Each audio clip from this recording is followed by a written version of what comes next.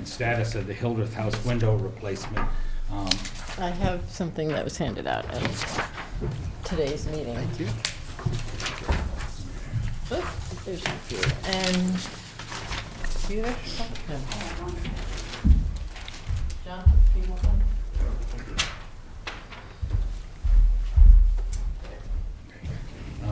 Just a summary that Wade Holtzman called in the last minute, and his mom is in the hospital, so he did fill me in. And Connie, please step in if I say something incorrect, because I was writing rapidly. There were about 38 total windows. 10 have been installed on the first floor. 10 will be delivered Saturday at 8 a.m. And Wade is looking for volunteers to help. There's an issue with some trim color or hardware color that I think Connie and Dave Vanacola are going to meet on Thursday on that. We are, the whole committee, the Hildreth House Improvement Committee is meeting on Thursday afternoon at 4 o'clock. Okay. And the rep is supposed to be there, that's what Wade said. Oh, I hope so. I didn't know that. And the commercial portion of this status, unless if you have anything to add, is volunteers are needed to help out. You can either be skilled, or you can move trash, you can open boxes, and it's 8 a.m. Saturday morning. We're hoping to get 10 windows in by around noon. If you just want to just call or contact the Selectmen's office, Julie, via email, and if you just to give Wade a heads up so he knows how much coffee to get. And that's it. Sorry about that, Senator Eldridge. Next item on the agenda is a legislative update from Senator Eldridge's representative. So Rachel will come up.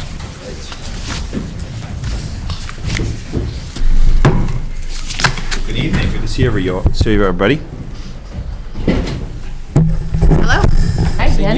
It's nice to see you too, Jamie. They left you hanging there. I know, it's kind of a little bit of a delay there, a little upset. That's okay. Just kidding. He's used to it.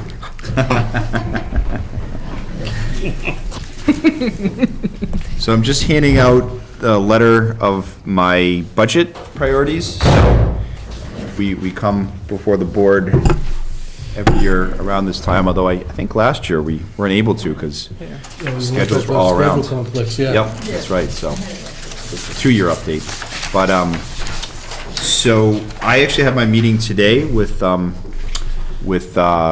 Senate Ways and Means Chairwoman Karen Spilka, and these are just the priorities that I raised with her. So, you know, of course, always the first and top priority is protecting local aid, Chapter 70, sped circuit breaker, lottery aid, and then public transportation, including the MBTA, the Fitchburg commuter rail, and the two of us did a lot of advocacy over the past 8 years.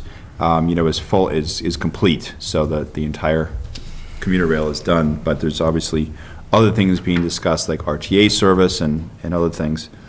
Maintaining funding for vital social safety net services, including, councils on aging, support for those with disabilities. Number 4, and I don't know how closely the board's paid attention, I wouldn't be surprised if Stu hasn't been looking at it particularly closely, is the recommendations of the Foundation Budget Review Commission. So looking to get to reform the state's Chapter 70 formula to provide more support. Obviously, I know that Harvard gets very little Chapter 70 aid for a number of reasons, but some of the recommendations, acknowledge the fact that when the formula passed in 1993, there was a far different population of children with special needs, with ELL population, and those sort of demographic or financial challenges need to be factored into the formula that then would ideally provide more Chapter 70 aid to communities like Harvard.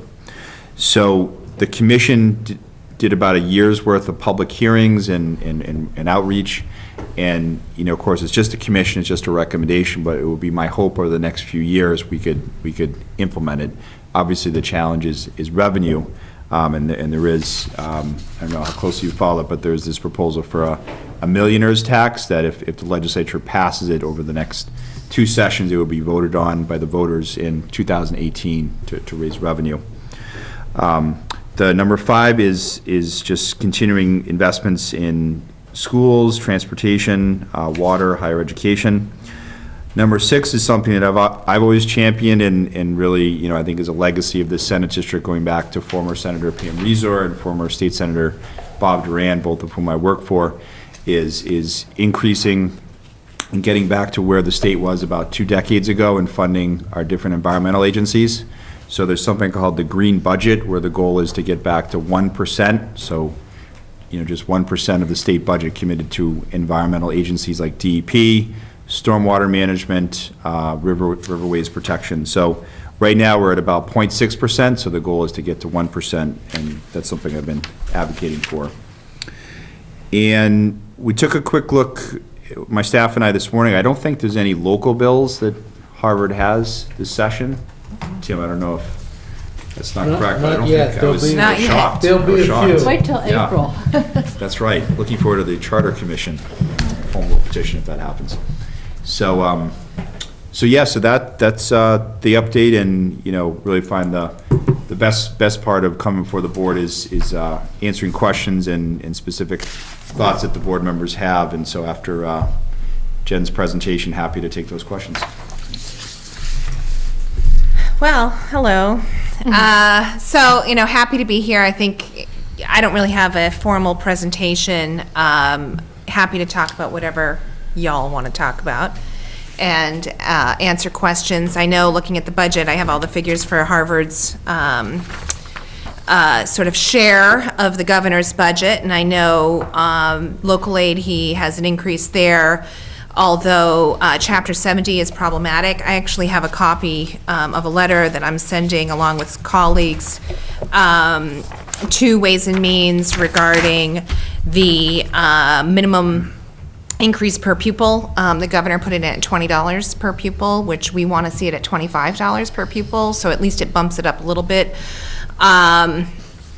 Including, obviously, the Chapter 70 formula. But I felt just over a 1% increase in Chapter 70 when you're looking at over 4% increase in local aid was kind of an unfair burden on the school department. And of course, we know, as having served locally, that these are fluid. One impacts the other, right? And so to have one underfunded by the state is problematic for towns, both town side and school side of the ledger. So, so I can leave that with you if you want to send that around so people can see it. The other thing that sticks out to me is charter school reimbursement. The governor dramatically increased that line, but he also changed the funding formula. Now, I know Harvard does not have a lot of students leaving to go to charter schools, but it's something to bear in mind that I think this is going to be a hotly debated topic in the House, and I would assume probably the Senate as well, because it does sort of change the impact, the long-term impact for in-district public schools. So it's something that I think we should all be watching as the House and the Senate take up the budget. The kindergarten grant line item was level funded by the governor. I am hoping that's something, I've always fought for increased funding in that. I think it's really important as part of our sort of K and pre-K initiative to support kindergarten and early ed in general. So I'm hoping to see that go up. And then I know I have heard from constituents about the public records bill that we did in the House as well as the Senate. That's currently in conference committee. But I will say, according to the Boston Globe, Harvard is awesome in that area. So I think that you're already, easily complying with anything that would be in this new law, and I congratulate you for that, that you really received very high marks. So that's something to be very proud of. Other than that, I will answer whatever questions that you have. Anybody have questions or Stu? Go ahead, Stu. Have you seen the Suburban Coalition's resolution on the foundation budget review? I actually haven't. No, have they No, I sent it haven't. out? No, I'll send it to you. Ron's seen it. My colleagues will get it tomorrow. Okay. As part of our packet. We're going to discuss it next week. Oh, great. 7 towns have already passed it, both boards of selectmen and school committee. I'm optimistic. Our school committee has it now, too. and to look at it, but To support the recommendations or? to support the Yeah, recommendation. okay. As you know, I've worked on that for years to even get to the commission Yes. part, and it's something near and dear to my heart, because I think it's 23 years is long enough that it probably needs to be revamped, the Chapter 70 formula, so I will send that to both of you. Great, thank you. Jen, can you expand on that charter? I didn't quite follow you on that charter school thing. Yeah, so, okay, so the governor's proposal in his budget increased the charter school reimbursement line by $20 million. Yep. Okay, but it changes the payout structure, and it favors more urban communities, and it also shortens the reimbursement for towns. So it's a bigger payout up front. You get 100% of that cost, but then it cuts back sooner than the current formula.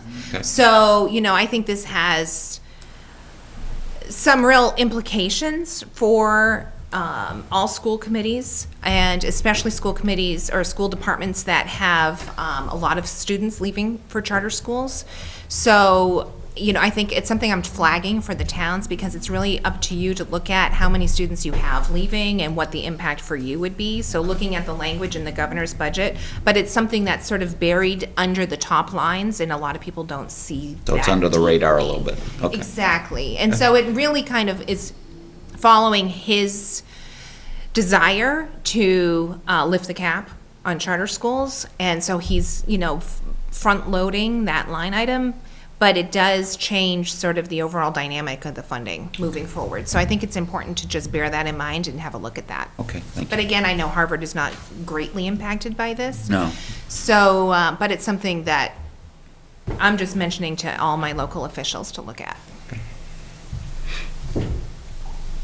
Loose. Well, I understand through the assessment we have to pay, comes off, I guess, our cherry sheet to the MBTA as being a contributing community. We can apply that amount that we're paying to, and I think it has to go through MRPC for local bus shuttle service. Are either of you aware of that, and how that would really work? Have other communities that are contributing communities tried doing that shuttle service to the nearest train station?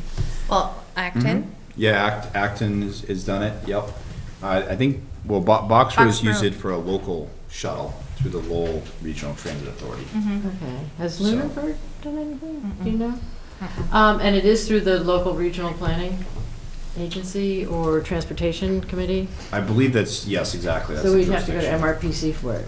Mhm. And then the second thing related to MRPC is, and I think Tim is well aware of this, our constant request for upgrade in the van that's made available to the COA. Yep.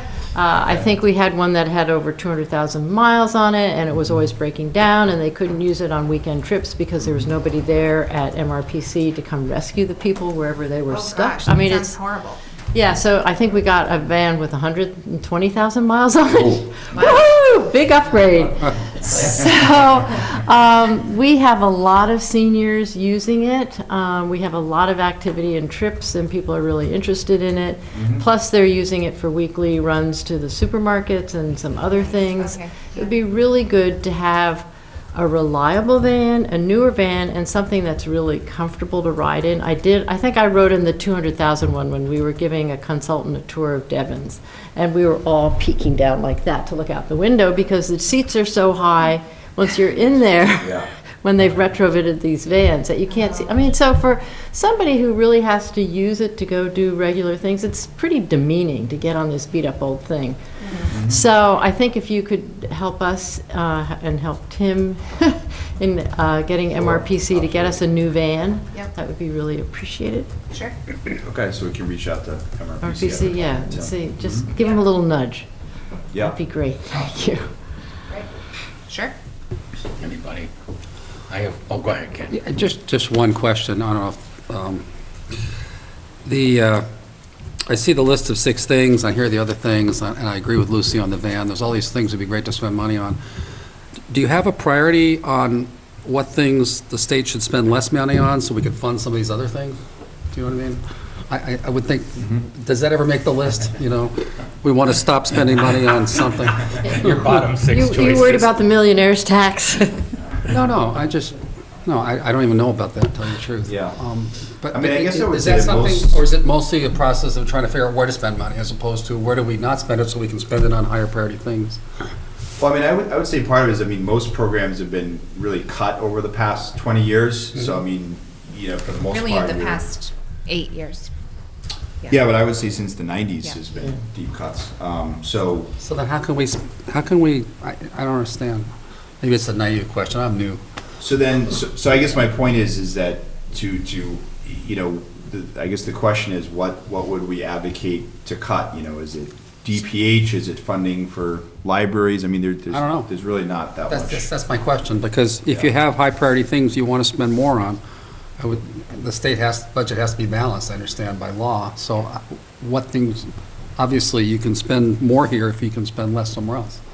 And, I will say, so if you look through the budget, and I recommend that you do that, you can look at historic spending in all the line items. Yeah. And it really gives you a good picture of what places have been increased and what places have either been held steady or decreased. So I can tell you that even where we are with local aid, an increase of 4%, we're still well below sort of the inflation-adjusted figure that we would be at since 2008. We're still losing ground, really, on local aid. Okay. So you have to look at both our revenues, revenue projections, and the total spending in the budget. And what we've been doing is we've cut out a lot of individual line items. So sort of small projects and that sort of thing have been absorbed into the budget. So we've eliminated hundreds of line items in the budget over the since I've been in the legislature. We have had significant reforms in major areas. We have actually increased our rainy day fund and improved our bond rating, which has allowed us to go out and to have better debt service payments, right? We have increased solvency in our pension fund, which actually has helped with our bond rating, but it also helps us with our bookkeeping moving into the future. So we've done a lot of things that I would say not necessarily significant cuts, but restrains spending and increases sort of our ability to borrow for less money and refinance borrowing that we have done. So if you look at Chapter 90, for example, we've been able to increase Chapter 90 coming out to the cities and towns, and we've done that because we've bonded at a much better rate than we did even 6 years ago. So even though it's a big increase for the cities and towns, our actual cost of that funding has really held pretty well. So as of about a year ago, when I looked at the figures, about a year, maybe 18 months ago, and the last time I looked, we had the third highest rainy day fund in the country. And the only two states ahead of us were oil states. So, we have been actually fairly prudent fiscally in the state. And honestly, I get calls and I've gone to conferences with people from around the country who are constantly asking, what are we doing right? So, I think that we have a strong belief in the idea that we are a commonwealth, right? That means we have a strong belief in a social safety net and working together with our friends and neighbors and communities, right, to make it a stronger place. So our commitment to social services, for example, has been strong, and we've tried to continue to do that as best we can throughout this entire sort of recession and now resurgence. And so a lot of the places where we have cut are places that you're less likely to see, the places that are least likely to touch people in your community, right? So we keep trying to fund mental health, it's important, public safety, roads and bridges, schools. We're prioritizing funding where it's going to come out and make the most good in communities. Where we have had to make cuts is we've had a hiring freeze at the state level, admin, and the constitutional officers, offices, the legislature. So we've cut funding there. So I think we've really tried to prioritize where we do increase funds. Thank you. So I am hoping, from your perspective as a selectman and as a community member, I don't want you to feel those cuts. The goal is that you're not feeling that, and the people who need those resources are not feeling it. I have a couple of things. One is, I asked Wade to come in before you did on the Hildreth House window project. Okay, the town appropriated $66,000 from CPC funds. We went out to bid. We got no bids. Okay. Okay? Wow. Okay, the windows cost between $29,000 and $30,000. Because they're historical. They're, They had to be, some of them custom-made. they're Yeah, custom-made right. windows, but Because they're not, it's not exotic, so Okay. by the time all the windows are in and it's done, there'll be approximately 150 hours of volunteers. I mean, we have a former school committee chairman, former Harvard resident, come all the way down from Vermont to help out. But by the time it's all done, we expect maybe 150 man-hours in installing the windows. I did look up, the prevailing wage for a journeyman carpenter is $62.03 an hour. So there are probably things I missed, there are probably subtle differences, but there's a heck of a lot of money in the budget. And you might, in the package of things that come out of the annual town meeting, and I can't promise that because it's the board say if it goes on the warrant, it's a town say, you might see something that we're gonna be asking you to provide us relief on, being able to get little things done. Like this building, there's a group that's interested in this building. It's a public building. Right. And they're interested in private donations to do things. And if that goes forward and if they get something they need to do in here, we're gonna need some help on being able to do that with private donation. And that's, so is the ask then for changes to, oh, you have some. It's the Well, one you've asked okay. before, isn't it? it's, and it's interest to be in front, it's the same thing you had a Right. couple years ago. Every Yeah, town. I was- Okay. All the towns, you just share it? But we rebranded it. It's being rebranded. And it's exactly the same thing. And I think that the difference is now the town of Harvard has an experience that shows that the way things are not working. 32. Well, you don't get bids on things that are so low. Yeah. Right. The problem is when your project is too little for the amount of paperwork they have to do, it's not worth bidding. Yep. And we, Yep. the residents in the town and, work very hard to put the bid together and the volunteers are working very hard to benefit the people Sure. in the senior, the Hildreth House is our senior center. And so hopefully you'll see it again and hopefully you'll have new ammunition to go to your colleagues in Boston. All So right. that's my pitch. We will take our, To champion this. we both will. None of the unions have any influence on this process, right? So anything you can do with that, the guy that's heading up the window project is a farmer winery, and he's also looking for help with, there's a farmer brewery. Bill's going through the, so. We know a little bit about that. Yeah, that's what we filed. Yeah. Yeah.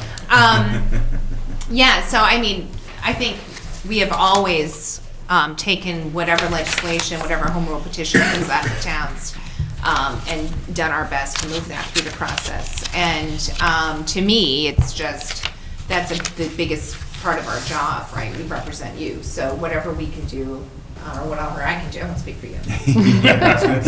Whatever I can do to be helpful, of course, I always try to support the will of the town, so. Have you ever gotten input from other communities about the frustration with small municipal projects in getting Oh, yeah. bids? Yeah. Yeah, I'd say about half my towns have passed the same They- home rule petition. They have. So does that add to the notion that maybe this should be statewide? I don't want to stop our petition, but does that Like make it like a eventually? local option for. Yeah.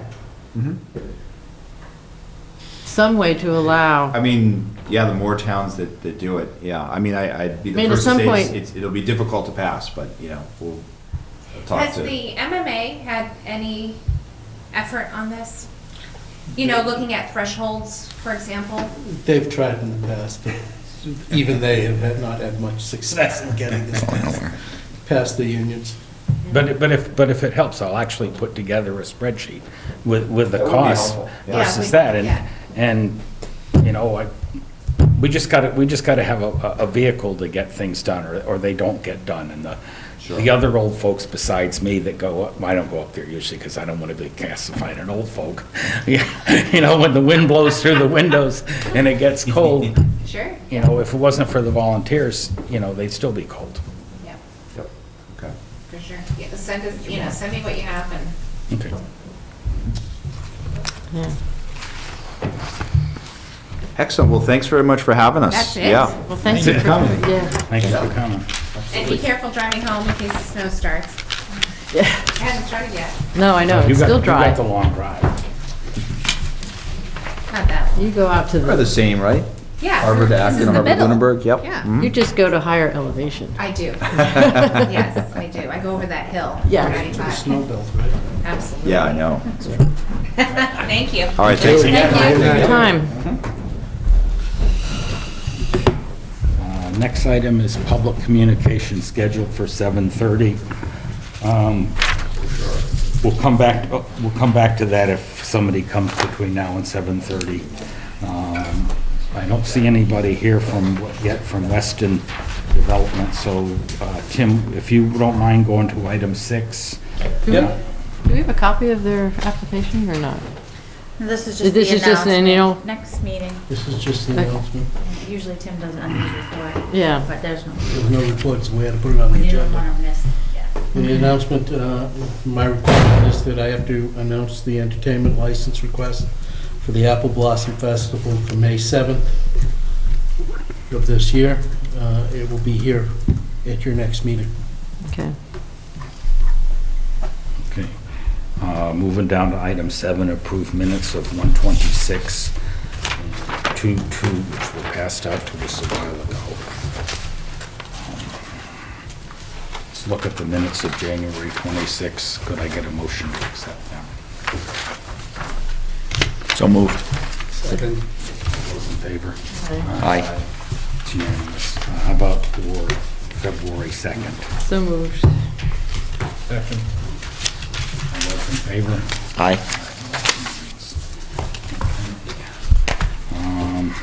Let's get organized here because I'm getting well ahead of myself. Want to do the gift of land? Okay, we'll go down to action discussion items. Item 8A, gift of land on Brown Road.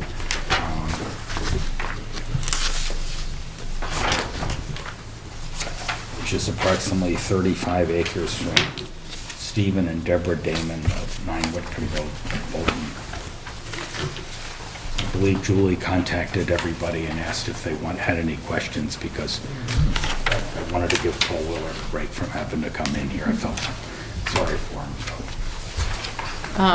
In case you couldn't figure it out from the map that came out from Julie, it's on the east side of 495, and it's, you know, it strikes me as an appropriate, and it's a wonderful gift of them, and I think, I believe even to have access to it, you have to go through a trail easement on their Bolton property that's being gifted to the Bolton Conservation Commission. So I move we accept the gift of land from Stephen and Deborah Damon, 35 acres in Bolton. Second. Any discussion? Seeing none, all those in favor? Aye. Opposed? None. Sign the acceptance and then I'll notarize. Has the, Yep, Tom signed yep, it? Yes, they have.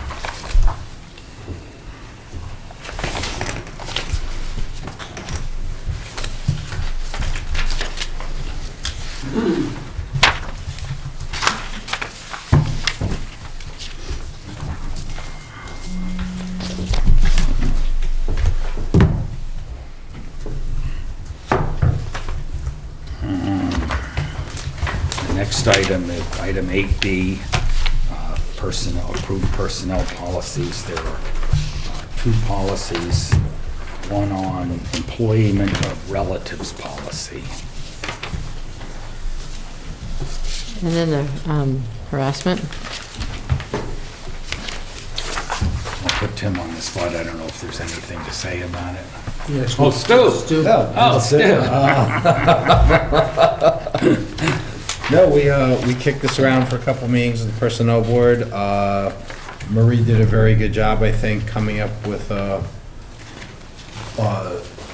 tweaks to this, and the Personnel Board, like both these policies, adopted by the Selectmen. Adopted is the right way to say it, right? Or approved? Adopted, approved, okay. And the first one is harassment of individuals in protected classes, policies and procedures. Again, Marie got most of this, from the state.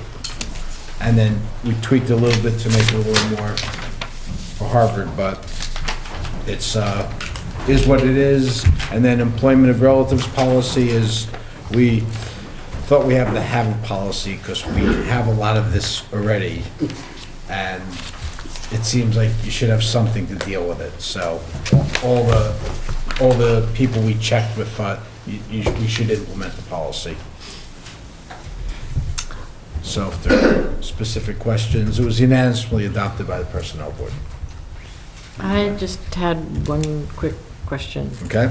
On the employment of relatives, the part-time classifications, I assume that also applies to the beach staff, the lifeguards and the kids down there? Yes. Okay. And there's no way that people serving on town boards would be considered employees under this? They're not considered employees under our personnel bylaw. Okay, just wanted to make sure, so Right. if my kids were still in town, that wouldn't apply if they wanted to work here. Okay. Because I know some people get confused about our statuses. Okay.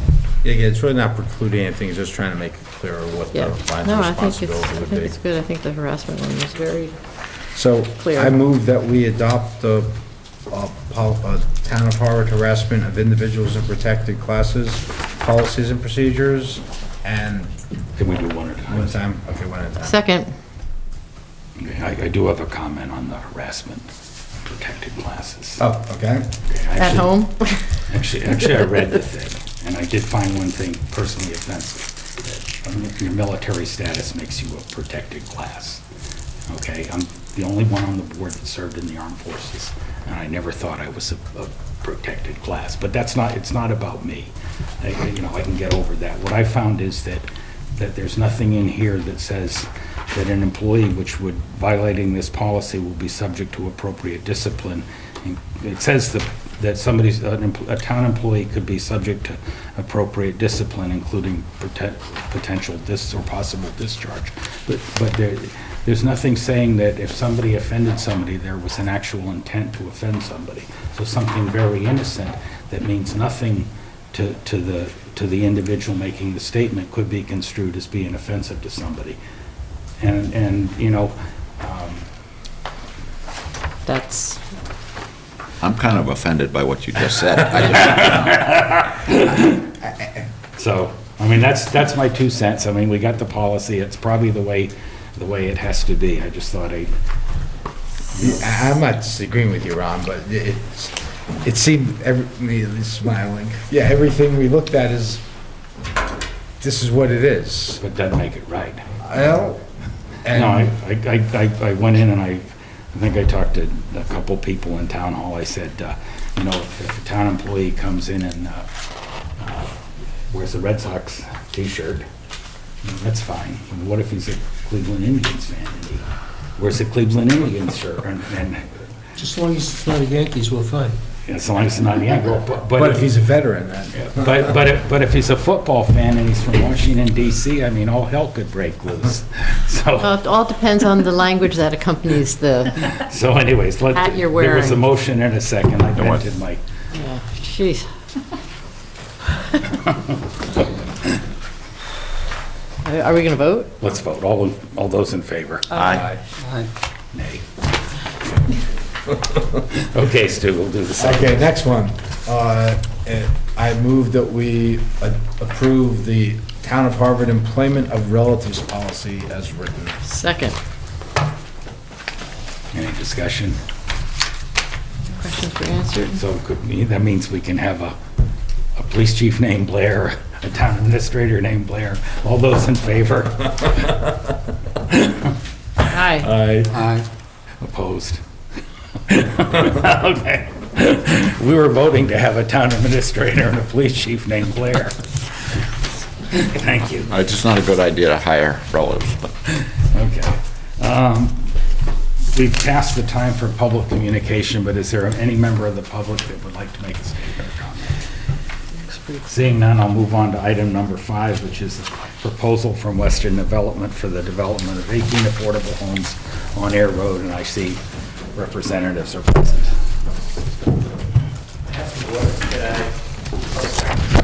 What would work best for you? If they're larger, and it might, benefit the board to be able to see them, the TV, sometimes they don't see them, so I don't know if you'd recommend. I don't think they'll see it anyway. Then we'll see See it. it anyway, so I wasn't sure. So if I set them up here, is that sufficient?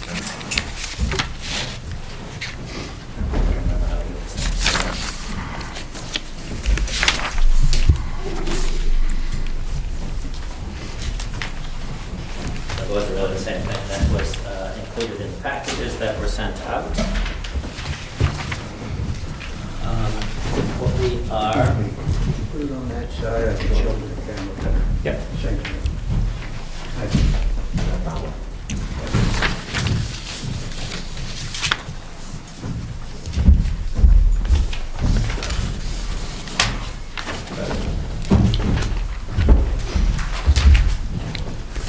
Okay. I'm Mark O'Hagan, Sotir Papalilo from Weston Development Group. My base office is here in Harvard. I'm over on Air Road, so very familiar with the Excuse me, town. Mark, so people can, in La La Land can hear you, if you can try to speak into a mic, please. Okay. When we move across the street Up the hill. up the hill. Up the hill. In a few months, we'll have everything, wireless mics and, no, not wireless mics, but Sounds good. we're still wired to the thing. Wireless. No wireless. Totally wireless? Yeah. Oh, yeah. We don't mess We're around. really modern. No wires. Wires. None. That's I very thought cool. these, The wire's gonna be gone. They're cutting all the oh, wires. I was thinking of the one where you clip on. I wanted those. No, Those are lavalier mics. that would have been more expensive. Okay. All right, well, I can start again. So I'm Mark O'Hagan, and this is Sotir Papalilo from Weston Development Group. We are proposing a project at 361 Ayer Road with 18 affordable homes. The parcel itself is about 12 and a half acres. I think most people are familiar with it, some people very intimately. I think you were involved with it years ago. But it's really the last property in Harvard going into Ayer on the left side of the road. So just beyond it is the gas station. There's the older White House here that they're in the process of doing some renovations. That has been subdivided out of the total parcel. People may have seen it before with larger acreage sizes. This is currently approved for 2 lots, so subdivision plan in place. I mean, theoretically, we could drill wells and start building on it. Septic systems are approved.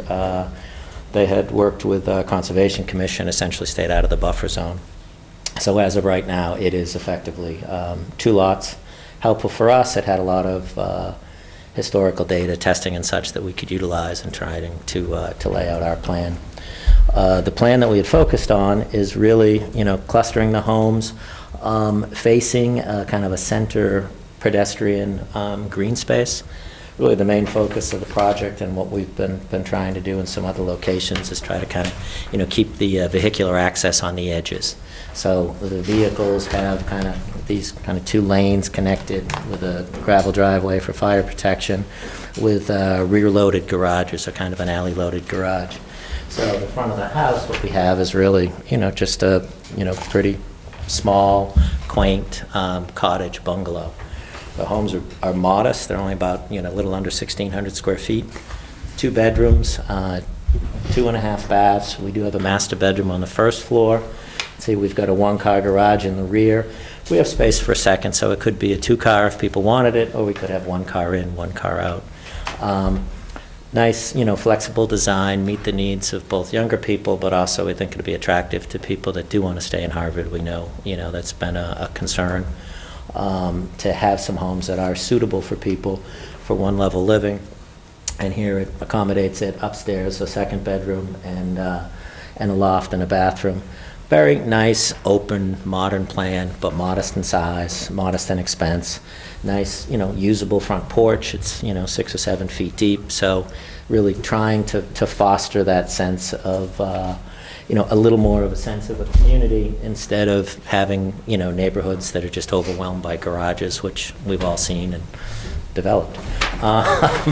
So that's really the main focus of it.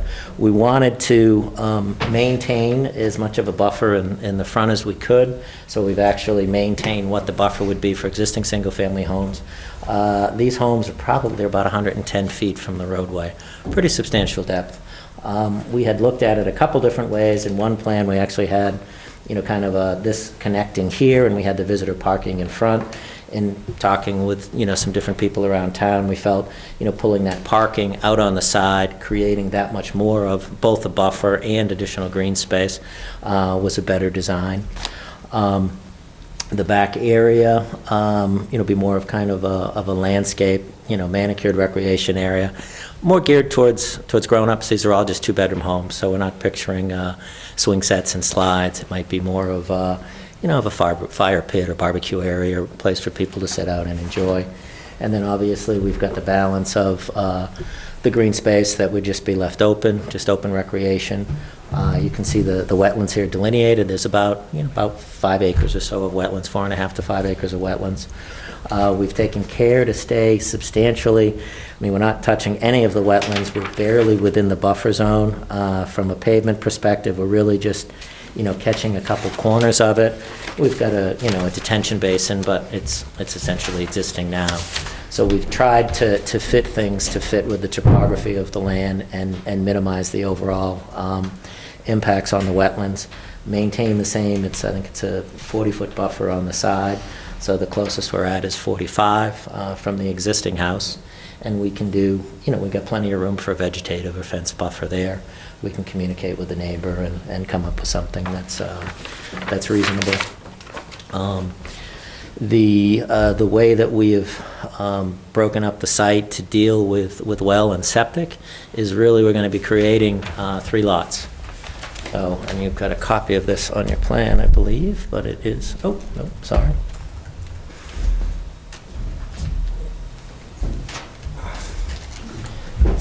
It's on this one. So what's often the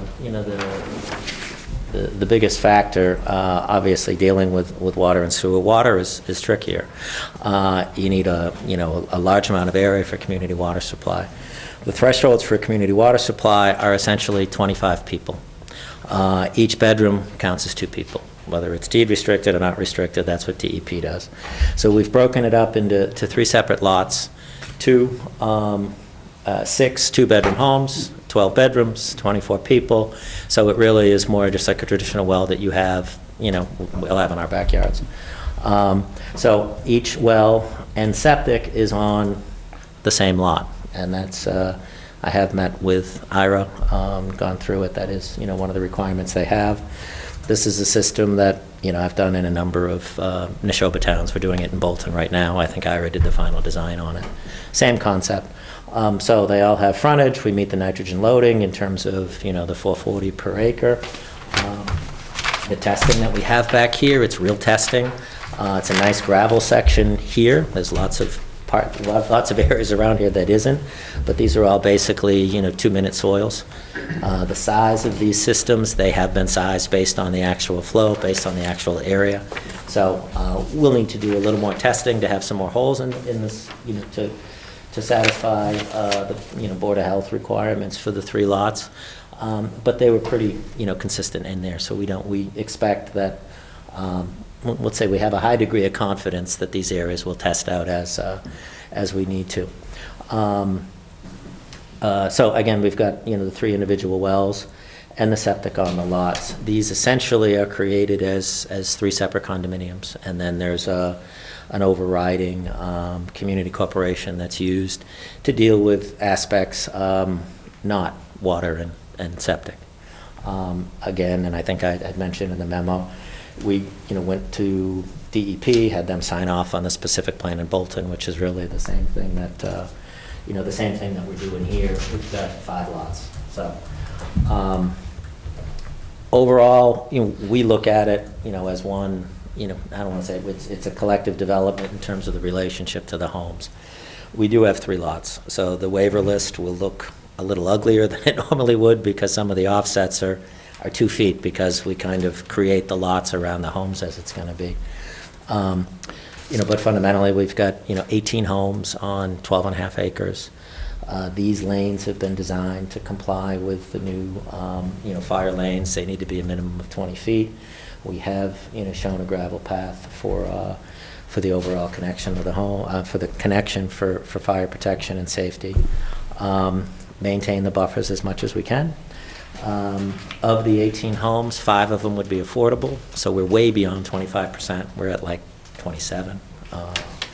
They would be sold by lottery, traditional fashion, in the roughly 170 price range based on, ultimately they'd be set based on interest rates and taxes and fees, et cetera. But we think it's really, nicely located as kind of a buffer site, transitioning from some of the, more commercial-based aspects and multifamily on the other side of the road on 111 and Ayer, 110 and Ayer, and transitioning into, more residential, and then obviously it goes back to commercial as you get up by the Apple Works property. I'm trying to think if there's any basic stuff I've forgotten. We have incorporated some visitor parking and mail stations. And again, this is, really will be a heavily, landscaped area. We created these breaks so that we can, break up the groups of homes, so you're not going to be just looking at a long row of them.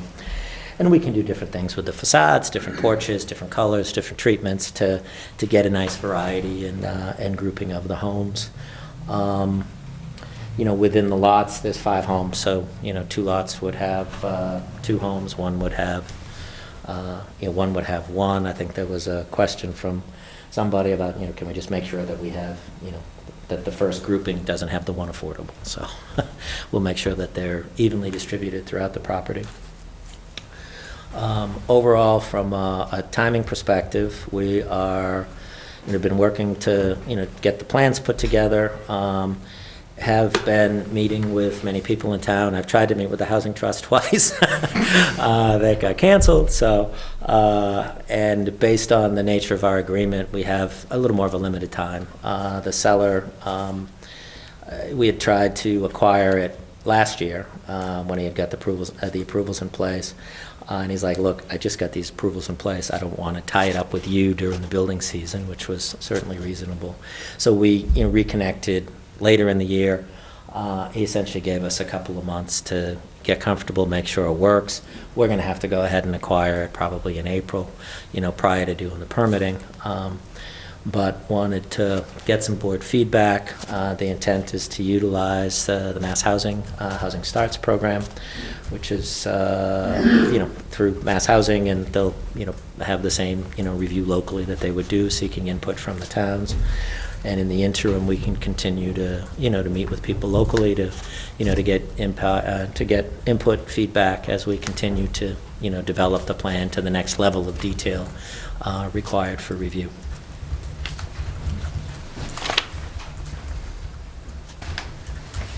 Anybody have questions or?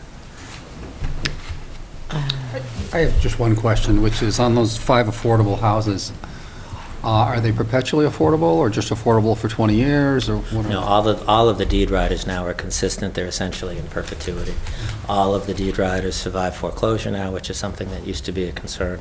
So they've done what community concerns have been of how long do they last? Can we lose them? Can they get turned over? They've done a pretty good job on tightening that stuff up.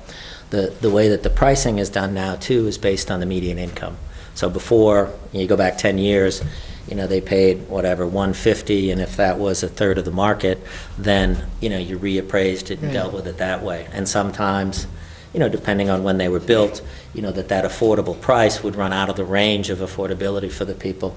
Now they say, okay, what can people earn based on the current median income? They have to be qualified on that basis, and that's what the pricing is set at. So they really are in perpetuity, but it's Thank a you. much better agreement.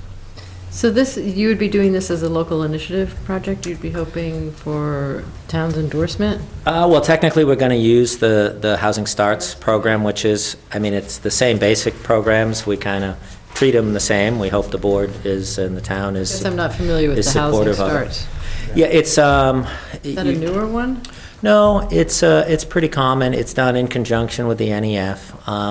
When there was the whole, kind of wrestling match with, when the banks could write the letters to get you in, they took that away, and they allowed DHCD to be monitoring agents or administrative authorities. They allowed mass housing, and they actually allow mass development. So they can issue the site approval letters. The Housing Starts is really just like the DHCD one. Okay. We need to use NEF funding, and that's the subsidy. But in terms of the review process it goes through, we actually end up with a couple of extra, monitoring agents throughout the process. We had looked at the local initiative program, and was leaning towards that, and I in meeting with Bill Scanlon last week, I hadn't seen it on the website. He pointed out you have a local process for approving them. It's like a 4-month process, and really, just given the nature of the land agreement that I have, I'll meet everybody. I'll do the same thing. I'm happy to meet with the planning board and get their feedback, but from a process perspective. Wanted to use that to be able to expedite it so that we can, just keep pushing it forward as fast as we can, since we're going to have to require it, and we'll be out there for those funds. So who ends up issuing the permit then? It's the same process. Mass Housing would issue the site approval letter. The site approval letter would give us the standing to meet with the Zoning Board of Okay. Appeals. So in terms of the local review process, it's all the same thing. It's okay. all the same regulations. It doesn't change the look and feel of it at all. The only real difference in the process, DHCD, technically, they're doing the review. That's the subsidy that qualifies for affordable housing. Under Mass Housing, you have to use the New England funds, which is a federal program that isn't really subsidized. We don't really see a financial benefit from it, but they're using the federal funds, and that's the nature of the subsidy that gets Okay. carried forward. And then I just had 2 more questions, if I can. Sure. Did you point out where your drainage basin was going to be? We have one up here, stormwater management area, so Okay. just and that's essentially where it's So it's that- draining now. And that's within the buffer for the? It's in the buffer, yeah, that's in the Okay. buffer. The site itself, it's sloping, kind of gently Yeah. this way. So what we figure is that, we might have a step or 2 in the garages.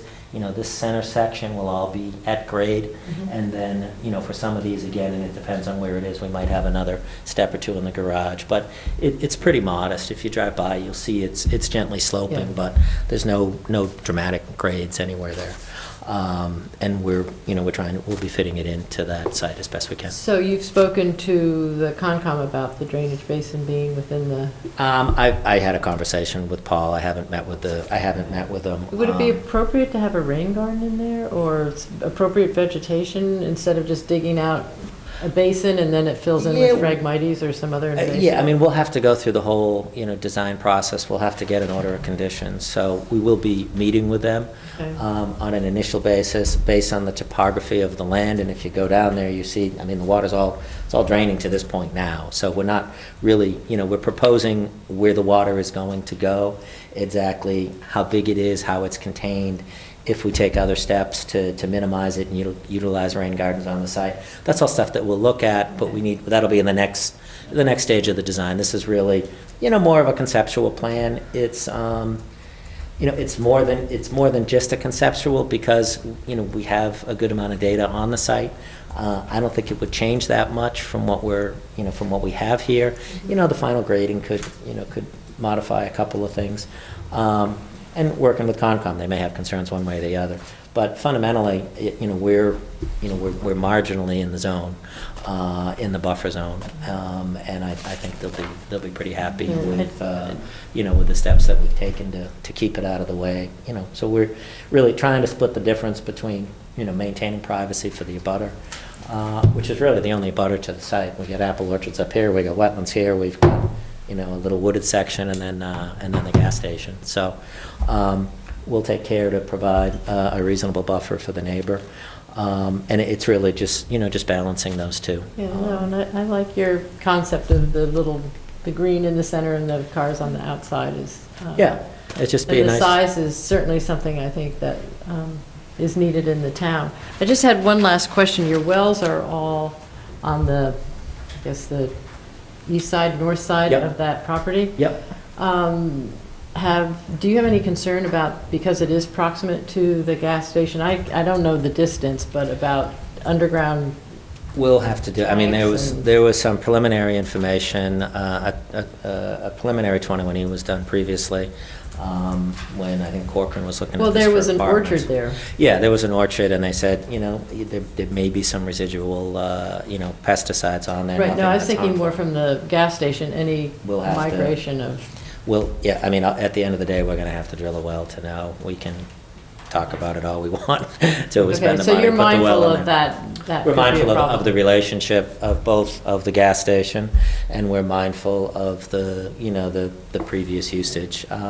It was nothing that was done illegal or problematic, it's just that it was there, but I don't think it's been used for 10, 12 years. So, initial conversations with the engineers, they weren't overly concerned. They'll do some soil samples, and it's, all they would do is a blending of the soil, is what I'm told. So it's not a substantial concern, it's something that we'll need to evaluate as we go further, but that's part of the work. Also, too, and I didn't even say it, we're targeting these homes to be, just under 400. So we're really trying to, create a product that is, that really isn't available. It's modest in size, it's modest in price. No, I think And, I agree with that. I think the size of it will Yeah. be very attractive to folks. Yeah, and with the detached nature, some of them are closer, so we've incorporated these little, courtyards, so people can have kind of kind of an intimate, dining space, or, have their own patio. I've done a couple of projects with the rear-loaded garages, and sometimes, the green space is so far away that they really don't have a deck or a patio. So, it's not large, but it's something that they can use, have a grill, outdoor table, to be private, buffered from their neighbors. And then obviously the green space in front, and the parking, and the green space in front, and we got plenty of parking in the back for people. So ideally, we would love the board's and the town's support of the project, although I don't, and we don't officially need it, and we, work hard to try to address the needs and come up with something that we think, would be beneficial. And obviously, we are for profit, so it is supposed to be profitable too. But we think, with the location and the price point that we're at, and really the detached nature of it is just a huge advantage, just from a livability perspective and saleability perspective. We think that it'll be very well received in the current environment. Anybody have more questions? I have a couple, just curiosities, Mark. Sure. Are the septic, or the leach, is the septic system gravity or is it pumped? It's pumped. It was pumped as it was, just between the distance, and there is going back. Where the septic systems are, if you drive by it, it's actually up in the tree line. Okay. So it's a good ways back. They were pumped for the individual house lots, so they would be pumped for this as well. All right. And the other thing you mentioned, there are 3 condo associations, and I used to live in a condo that was divided into 3 condo associations, Yeah. with one over the top of it. Yeah. So, That's what he's doing. how is that? Just curious how it's structured. Well, it's structured in the sense that your water and sewer needs need to be separate. So they need to be on separate lots, they need to be separately controlled.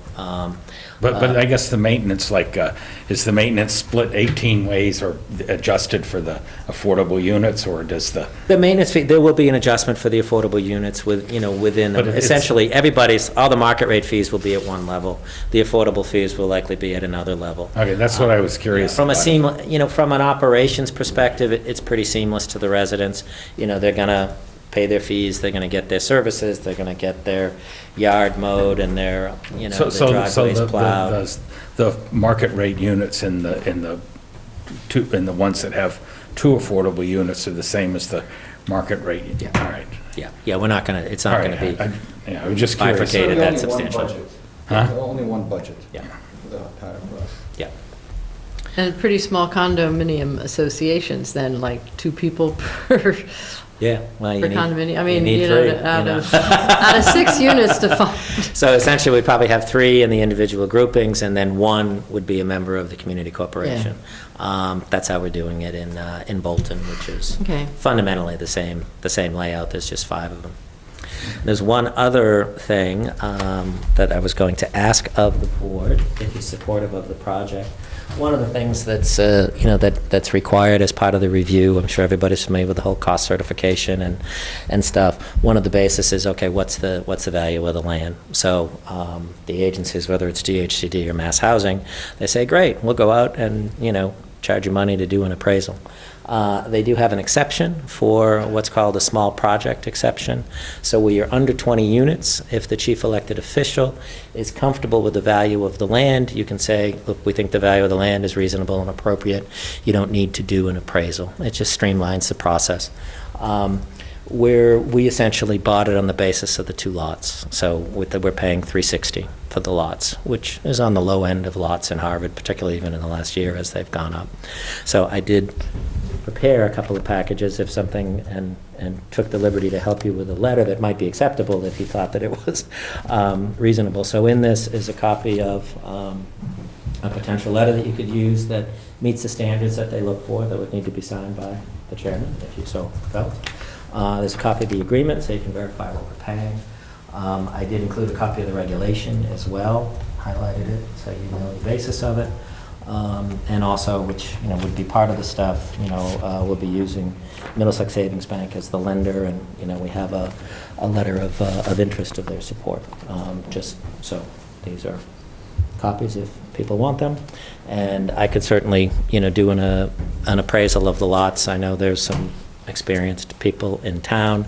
You need any of these? I think, that the value of the land is fair. I don't know, just as yeah, I think. There's a couple items underneath. So if I'm authorized to sign this, you don't have to go through the pain and I can do it. They won't do an appraisal, that's all. They'll just say, it's under 20 units. If the town thinks that 360 is fair, then they'll accept it as being fair.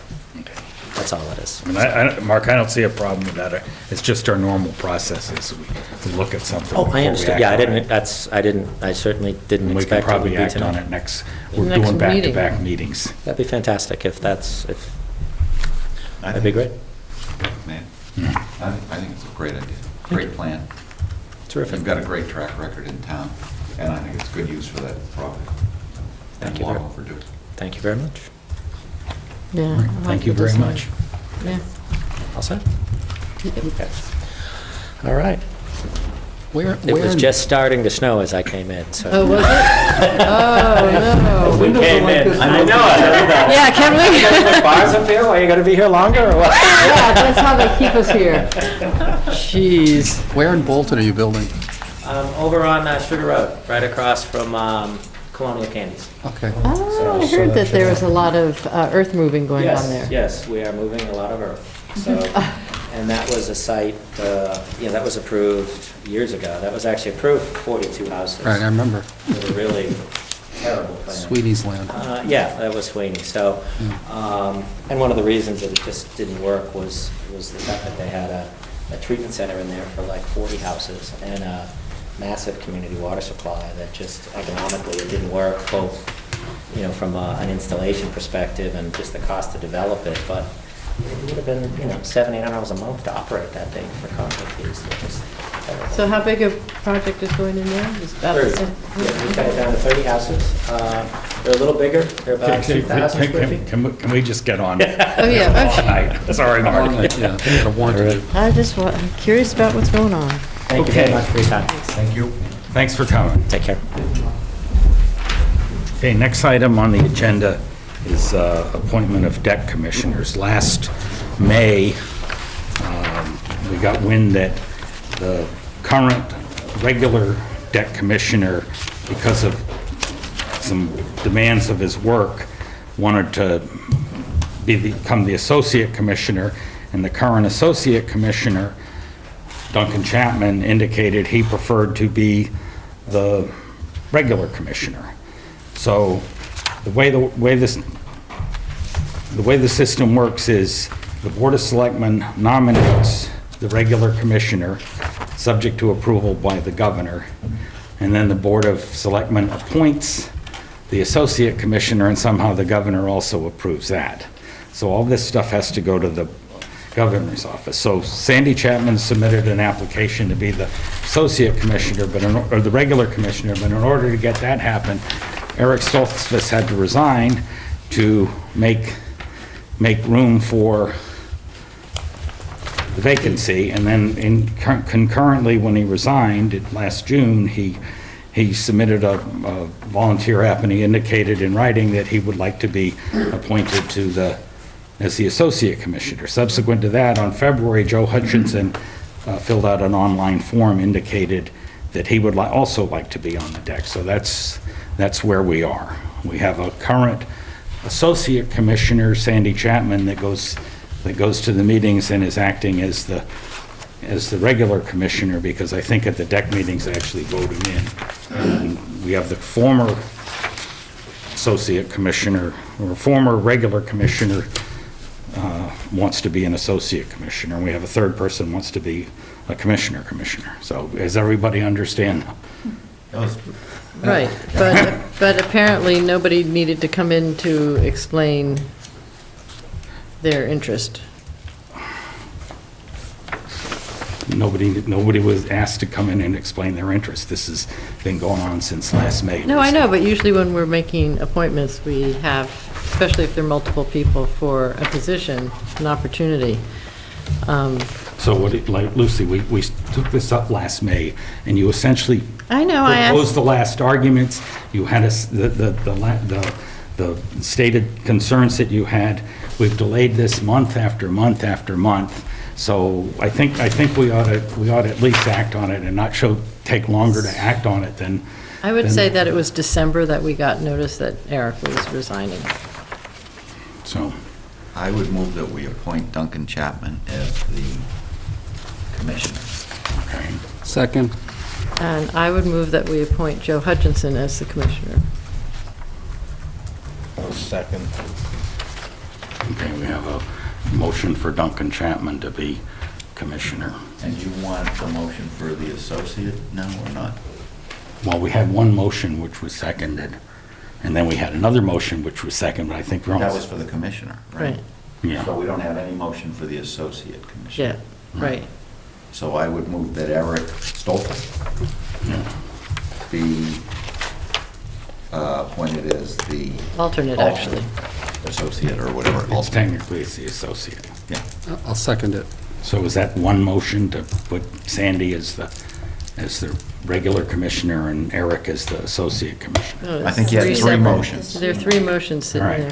there. Okay, so you want to act on the first motion? And can I just, I heard from Joe tonight because he hadn't been asked to come in.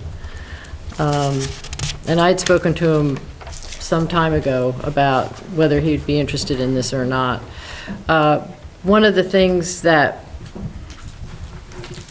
struck him as an interesting, why he decided he would like to put his name in, is he's been on the planning board, so he understands land use permitting, that the deck is very heavy with people who haven't had experience in land use permitting. There's a lot of, business background and commercial background. I don't know if the deck has a conflict of interest policy, disclosure policy. If Sandy, as a commercial realtor, was representing somebody interested in purchasing land, if he would recuse himself from the permitting. And I'm sure they probably do follow the state ethics.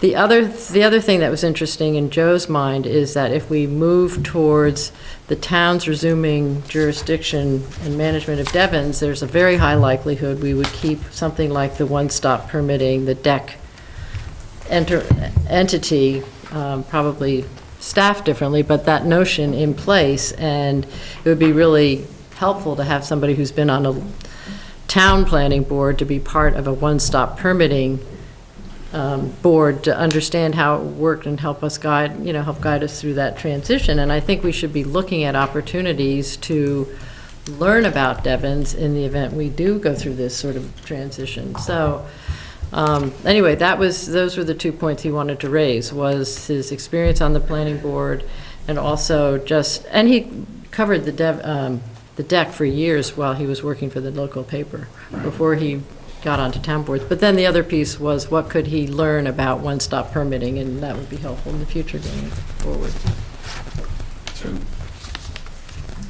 No, I agree. I thought Lucy's rationale made sense. We had a chat about this, and it seemed to me to be a good idea to have some new insights, and I thought conflict of interest could be a potential problem with Duncan. I think he's very good at this, and I appreciate the time he's put into it, but I do get concerned. He's a commercial realtor, and Evans is commercial real estate. Leo or Ken? Okay, we'll take the motions in the order that they were made. The first motion was to make Duncan Chapman the regular commissioner. All those in favor? Aye. Aye. Aye. Opposed? Nay. Nay. Okay, the second motion was to make Joe Hutchinson the associate I commissioner. think it's moot at this point. No, because he was commissioner. Commissioner, okay. Right. So the last remaining motion is to make Eric Stoltzfus the associate commissioner. Or alternate. All those in favor? Aye. Aye. Aye. Aye. Lucy? He has been asked since he sent in his letter of resignation? Yeah, it's in the packet. It's in the packet. Well, his old form from 2013 is in the packet. Yeah, he asked me to update it. Oh. I didn't see the update. Anyway, aye. I'm sorry, Lucy. I said aye. So, anyways, there's another action that needs to be taken to make all this happen, and we need to direct the town administrator to prepare the appropriate letter to the governor's office indicating that we nominate Mr. Chapman as the regular commissioner and Mr. Stoltzfus as the associate commissioner.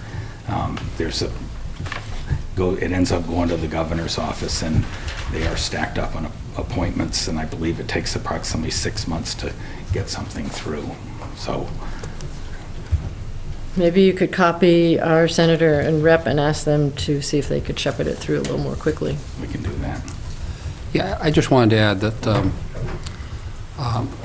I think it's good to have, these guys have been on this for a long time, and it's good to have the continuity. So that's Well, I part think what most I'm of that from. board has been on for a very long time. And sometimes fresh blood is really helpful. I think Sandy is a great guy. He's worked hard on a lot of things. It's nothing personal against Sandy. I think it really was an opportunity to do something different. Yeah. And I would say, I've worked with Joe over the years. He's a great guy. He's a good guy, yeah. And he's very capable. And if this was him for almost any other position, other than one that had already been held by people who were serving capably, I would be very much in favor of Yeah, I it. agree with that. And there are, in addition to the Harvard 2 regular and 1 associate members, there are 6 other at-large members, and at one time, a Harvard resident, Paul von Lessica, Well, that was was handle appointed. a personal or a political ploy that happened here. But yes, there was another Harvard resident. Okay, so I mean, if someone wants to serve, they might want to talk to somebody on the deck if there's other openings, but that's neither here. I asked if it would be okay. The next action, though, was to get Tim to draft the appropriate letter. Does anybody have any objection to that? No. I do have a question, though, and I should know this, but I don't know. Are there term limits for the deck? Or is it a life appointment like the Supreme Court? That's interesting. We all In wonder. order to get off. So that could be why we have some people who've been there since 1995. Put it this way, Lucy, I believe the current associate member's position expires this month. Okay, I've seen something floating around in writing. Duncan, Because- 2/7/2016. 2/7? Yeah. so- That's this month, that's expired. So technically, we're So down the to, associate did have a term limit. the Oh, associate is supposed to be a 1 year, and the regular is a 3-year. okay. Yeah, which was odd when we got. And then the terms are supposedly, Julie, I think you told me the terms are determined by Eric the and governor. Jane, their terms were up in 2013. And letters were sent and calls have been made. I've even spoken to Kate Clisham over at DAC. She's tried. We've all tried with no response from the governor's office. Apparently they're, I guess, this It's obviously a coveted spot. Yeah, this started, I believe, in February. We started last, almost, I mean, it was a long time ago we started it. And my concern is that validly, somebody could look up and see if a decision was made by the DEC and the DEC commissioners were not duly appointed. And I think, not being an attorney, but I gotta believe some attorney would say, hey, Stop. okay. All right, moving right along. Moving along. Item 8D, appointment to the Board of Assessors. We are down one assessor. We found, Tim found an individual who has prior assessor experience to fill the gap. And why is this a mystery? It's not a mystery. Well, why wasn't it in our packet? Oh, because we didn't send out the updated, we didn't take his form from. All I'm saying, I was looking at all through this a whole lot. Where is it? Peter asked us to update it, but I never updated it. I don't like these little, behind the scenes jobs Well, where we don't know. it wasn't behind the scenes. The assessors came, said, Peter Warren. Peter Warren. Oh, I didn't know. Yeah, I called Julie and I said, I can't find a form. The assessors are having an issue. Sorry. And right now, they're going through the abatement period, and they were looking for another member. There are two individuals that I know who are former assessors in town. One is Peter, one is Rick. Rick was having back surgery at the time. I called Peter to see if he would help out. He's more than willing to do it on a temporary basis So, to get through this period of time for the assessors. so how long is the appointment for? Well, the appointment's the appointment, but he doesn't want it for. Well, for so life. would we appoint him for 6 months or something? So we look for, I Right. mean, because it takes training, Yes, it does. certification. So is everybody feel comfortable with appointing? Just till June I 30th. would make a motion that we appoint he who has no name, Peter Warren. okay, for a 6-month term. Yeah. Excuse me, Leo, can we make it coincidental with our June, that's just to June 30th? Yes. So we don't get out of sync. Okay, to June 30th, long as it's- 2016. Second. Yeah. I mean, we have to find somebody in the meantime, but, Correct. yeah. Okay. Will the Motion abatement made, period be done by then? seconded. All those in favor? Aye. They have to file for the. by February. Congratulations to Okay, Peter. Yeah. okay. That was very nice of Peter to. Yeah, 60 days. great of Peter. Like that. The issue came up a while ago. We were down one assessor. Another assessor was away on business, and Tim called me up and said, I might have to call an emergency meeting of the Board of Selectmen to pick an assessor. I mean, I remember having an emergency meeting of the Board of Selectmen when we had the ice storm. And the only thing that rises to that level of urgency is putting No the power. tax bills out. So anyways, that was that. So this will get us out of a bind. Next item is recognized resignation of Michelle Gerard from the Nashua River Wild and Scenic Study. It's actually Scenic Designation Study Committee, but anyway. I thought we got her letter at our last meeting. No. Not that I'm aware of. I don't recall it. Oh, I thought we had, but anyway, I move we recognize her resignation and send her a letter of thanks for her very brief service. Second.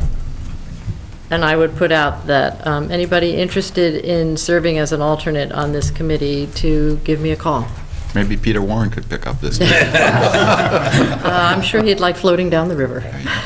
Okay, motion made and seconded. All those in favor? Aye. It's unanimous. Would he be following his duck? Yes, Sarah, I do have an issue with all those ducks that get thrown in the river. Yeah. Thank you, but Okay, moving right along. get stuck in the dam in Pepperell. Excuse me, Lucy, we're moving right along. Act on request from Mass Development for a super town meeting. And we have have in our, believe we have in our packet A letter. letter dated February 18th. Patrick to come up. Asking us to hold a May 9 super town meeting pursuant to Chapter 498, Acts of 1993, to revisit Article 4 from the super town meeting last June. So I have a question. It seems to me that last year they ran into a buzzsaw where we didn't see language until too close to the super town meeting, and we didn't have a clear plan showing delineation of what they were proposing, and they're doing the same thing again. So I would suggest that we respectfully request a copy of their proposed language and the plan of Article 4, Well, we have. and send it to us first to review See it. before we decide to call a super town meeting. That's my request. I received the same request from the chair of the planning board. I think, is that, Thatcher, is that something doable? It is, and if I may, Yeah, come on up to the table. You know how to use one of those. it's green, so it's on. So the actual intent here was more of an informational request to give a long lead time to prepare for that date of May 9th. So the reason why May 9th, and as we discussed subsequent to the last super town meeting of looking to reconvene the meeting and take new action on that fourth zoning amendment, one of the concerns was it's an item that is really of interest mostly to the town of Harvard, much less so to the towns of Shirley and Air. And in order to go through the mechanics of a super town meeting, the town of Air has a 50-person quorum requirement to hold a town meeting or a special town meeting. So in discussions with the administrators, May 9th is the night of the Air regular town meeting. So the idea being, since they have the quorum requirement, that we coincide the super town meeting to the night of their annual meeting, and then Shirley and Harvard not having the quorum requirements, it's more likely we'd be able to complete all the actions. So it's for mechanical reasons why, and what I've done is inform the town administrators that that's the night that we think will work best. Then it was suggested that I inform the board. I think when I look back at the records, there is a much more formal letter that's submitted when we went through the process last time that has some more specific language that would be the official request that's defined in the process. And last time, that was 30 days out. And it still met all the requirements of the timetable to do a super town meeting. So we're good 75 days out from this. So the intent was to put the information out May 9th, and then we will, what we're doing is building a schedule towards that date, because we're required to hold public hearings, and then put in the formal request for your actions in order to set the date. So this is a save the date invitation. Correct. Placeholder. Yes. I kind of agree, though, with Lucy's comment that last time around, one of the things that made it hard was very late that we had something to decide on. As far as, I know you came early with, here's some things, but it kept moving for a long time. So when do you anticipate having in front of us, here's the new proposal and how it's changed from last year, and, so we really have a chance to think about it. When do you anticipate having that? Ed Starzak is the person who's putting that together, and as I understand it, basically it's a zoning map change, so there's not a lot of content to it. And in this case, it's one item, not four.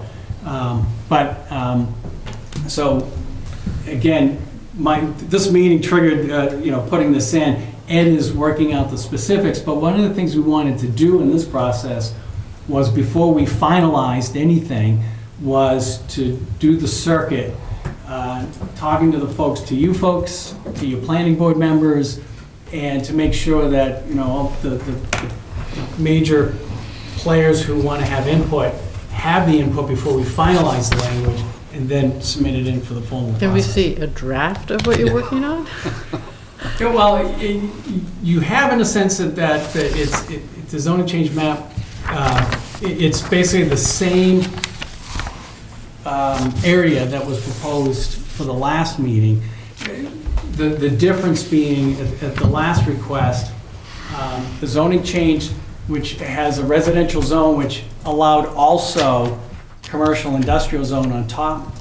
The only thing, the one thing would be different is that it'll just be a change from a residential zone to that commercial industrial zone in order to make it clear. What we're interested in having some conversations about are some other restrictions that we may want to put on it. For example, height restrictions, because we're, with the new Grant Road housing project, we want to be sensitive to the visual impacts and such for that new neighborhood. So those are the, from a technical sense, it's a very simple change from a technical sense, but we want to talk about some of the other parameters with you folks before we finalize the language and put it in the hopper. So, Leo. So the suggestion I would have is the last time we worked on this, Ed correctly was trying to get to metaphysical certitude before he circulated anything. And he kept going back on your side to get more input. It would have been, in retrospect, it would have been a lot better for to have it all out there and say, look, it's still going to be amended, it's going to be worked on, but let people get used to seeing it early. So a that's my draft. point. Yeah. Yeah, I agree You can say completely with draft. what you just said. Yes.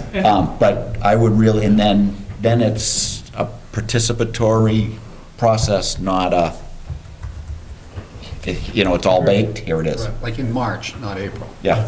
If we could take May 9th, and we'll take that as the save the date. Yeah. And we work back with the bylaw hearing schedule, and if we get back to before the hearing, sometime before the hearing, if we have the draft, okay, and then the schedule of the hearings. And then it's like the planning board last night had an article on assisted living facilities, and they had a draft article, and the public was allowed to come in and make Their comment hearing, on that yeah. draft. And that's I think that's what our planning board would be looking for, something similar to that. I think that's what the town would be looking Yeah. for. You have a better shot of passing it if you do it that way.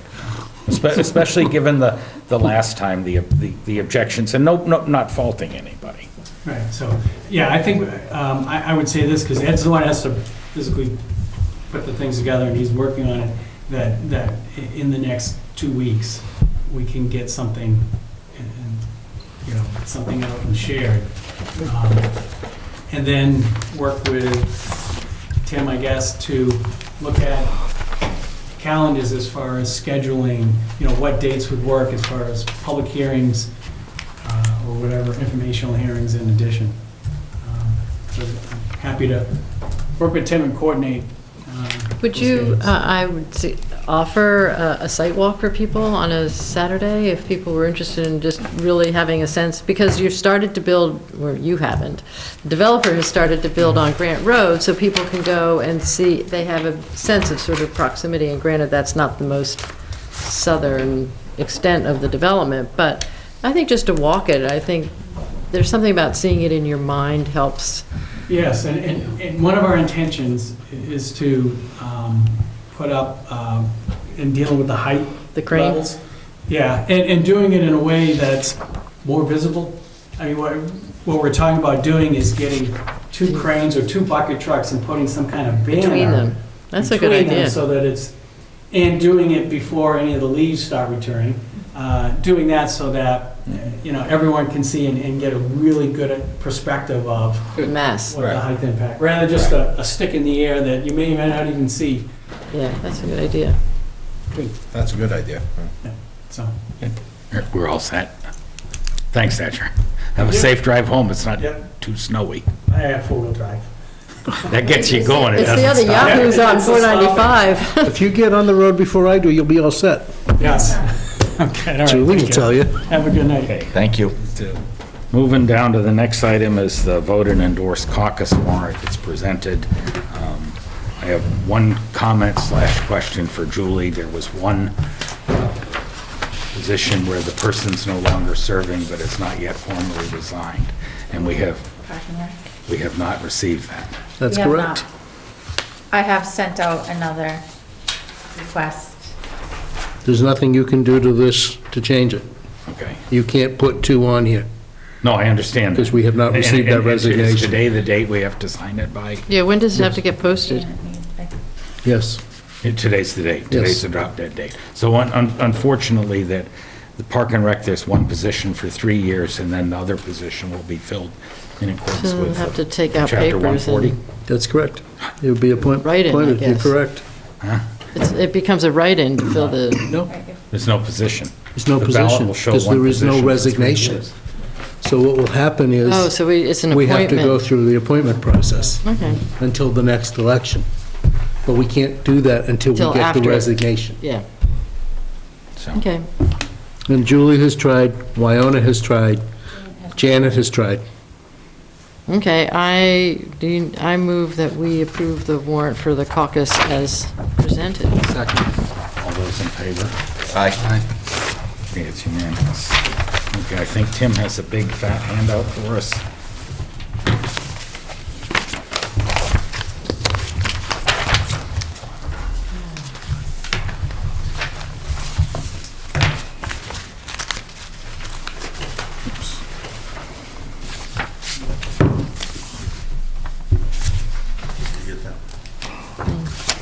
Thanks.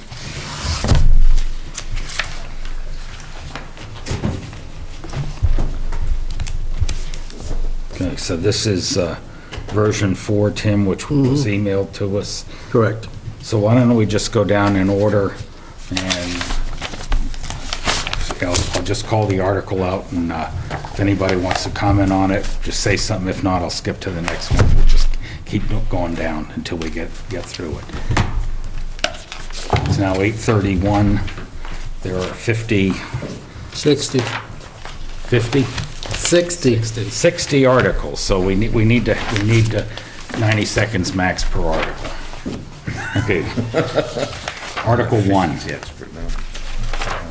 Okay. Article 2, pay bills of prior fiscal years. Article 3, home rule petition for special act to pay bills of prior Yeah, fiscal and year. I just have one question of Tim, does that have any impact on closing the books for the year and getting our free cash certified? No. What it is we would, Okay. you would appropriate money in your town meeting for the following year that would be used to pay those bills. So we'd be putting money into an account and creating something for the following year to pay bill of a prior year. Okay, So, So for example, reimburse. June 13th is going to end this year. Mm-hmm. We would vote on a dollar amount Yep. for something to happen on July 1 through, I believe this says October 31st. okay. So that's somewhere in here that we're going to set up a fund if it passes. Yeah, we're hoping to not have any the first year, but. Do we know, Tim, the other towns have something? No, this was requested by the chairman, given the fact the couple of years this has occurred. Right. But more so is that the bills that are outstanding, one is for the newspaper, the other one is for a local plumber. They've now been waiting. Yeah, a long time. Good 10 months. Right. So, Sometimes we paid it out of rental trust, Yeah, which we talked about, we really didn't It's a want good to do. idea. So, No, it's a great idea. okay.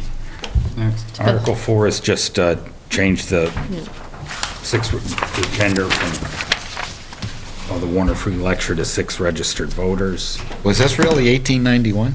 yes. Well, were you at that town meeting? Yeah, I pushed your wheelchair.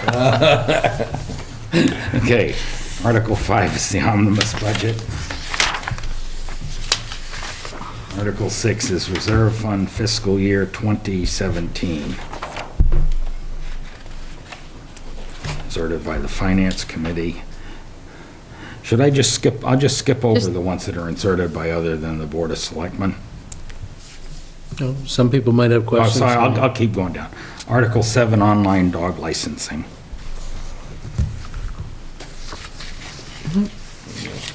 This will allow residents to get their license in the mail. Correct. Good. Article 8 is self-contained breathing apparatus masks for the fire department. Article 9 is department manage audit.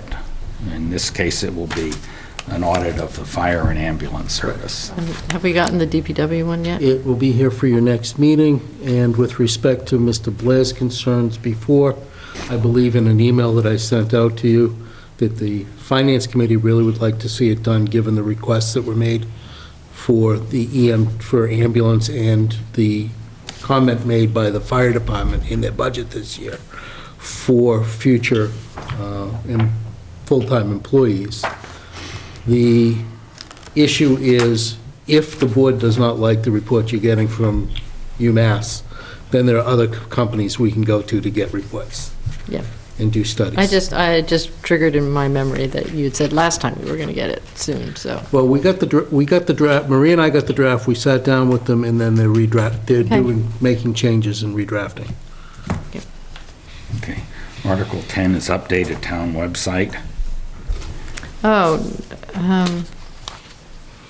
It basically puts it makes it easier to do the website and. yeah, no, and I see. On mobile yeah. devices. No, it was just that the Finance Committee comment was wrong in the draft 3, and I Yes, see it's it been was fixed in draft draft 4. four. So that's fine. Yes. Okay. Article 11 is to replace municipal servers. Article 12 is DPW seasonal mowing. And is the season like April through September for the seasonal mowing, extra person? This seasonal mowing is usually done, they usually have them in June, July, August, because this money can't be spent prior to June. Oh, that's true. Okay, so July, Yeah. so, okay, Yeah. so, July, August, okay, beginning of September. okay. I just, Okay. Article 13 is DPW roadside tree maintenance. I And think this again, as I said in the email I sent you, this is the tree maintenance that the boom flail mower shouldn't be dealing with. This is larger. and is this the last year he's doing it this way? I'm I not thought sure Last whether year it was is. the last year. I'm not sure whether this is or not. It wasn't one of the questions that came up during our budget process or in the Finance Committee process. Okay, and I believe when he talked to us about it, we said it would be in consultation with the tree warden. Yes. Okay. Article 14 is GIS mapping of water and sewer lines, which came in a lot less than originally stated. Yes, it was originally put in at 25,000, I believe, and it came in at 7,800. Yeah. Yeah. Yes, this came to the capital committee at first, and we asked them to go see how it might fit into GIS, and now it's down to $7,800. Okay, Article 15 is local options meal tax. The Finance Committee has not, oh, yeah, they did. Sorry, they did put it in. I apologize. Forgot I cut and pasted It hadn't put in what? Their the comment? recommendation. Yeah, it was, yeah. They had it in Mhm. draft 3. Or you had it in draft 3. And I never spend $100 on a meal. But So you shouldn't worry about that extra $75 money. Article 16, GASB 45 OPEB actuarial valid It's that valuation. time of year again, starting July 1 for year ending June 30th.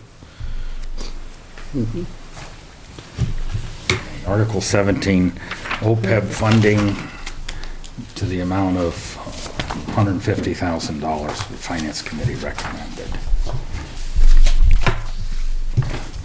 What is the overlay reserve Yeah. account? I couldn't find that on the On- on Lorraine's an big list. On an annual basis. If you look at, there is an overlay account that is created to take care of abatements and any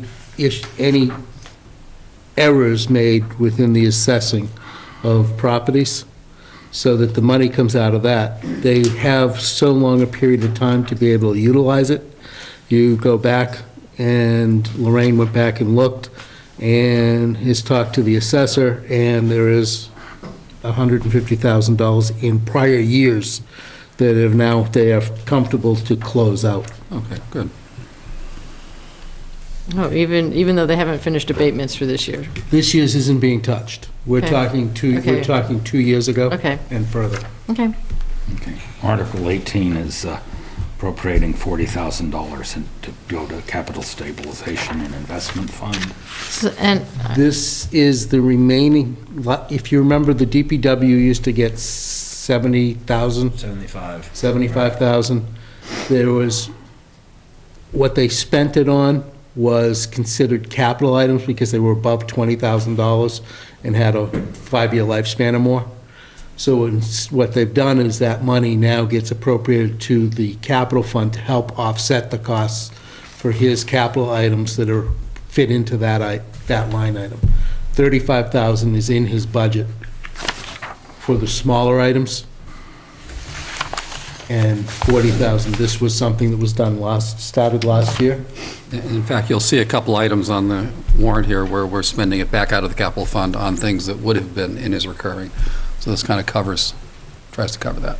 so this is really for small equipment purchases. Yeah, it's this You stuff remember when he between was 20 and buying- 75. Pickup trucks, and I don't think they were Fords at the time. Okay. He wouldn't have gotten hit on that if they were Fords. Okay, Article, any more on 18? Okay, Article 19, bond anticipation note payoff. Do you need anyone? We talked about We talked about it before. Right. Article 20, amend funding sources for town hall renovation project. And we talked about that before. We did, yep. Okay. Article 21, CPIC debt payment.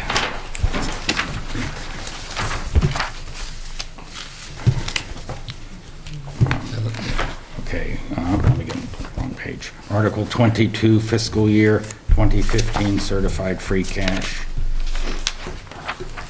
The dollar amount in there is the remaining amount from the prior articles. Okay. Okay. Article 23 is Hildreth Elementary School feasibility study and design. It's borrowing for $500,000, and I believe there's an attendant Prop 2.5 debt exclusion. Correct, and this, the article only requires a majority vote, however, because it's a debt exclusion, you need 2/3 vote to put the debt exclusion question on. Oh, yeah, you did, I noticed where you needed the 2/3 vote. Will you put that in later? That's usually done when Mark and I Do the final? Okay. No, not the final version, but Mark and I usually, the document that we give the board at town meeting, where he goes through. Says and he- 2/3 required. He that kind of- says what each one of them. Right, is and the required. moderator gets it, so he Yes. knows. Yes, Right. well, the moderator gets it, the town clerk gets it, Okay. you all get it, Okay. FinCom gets it. Okay. Okay. Article 24 is purchase new light-duty pickup truck with plow. That's a Ford. You said light-duty, I assumed it's a GMC. No, I think it's a Ford F-350, Okay. quarter ton. Okay, Article 25 is wide area mower.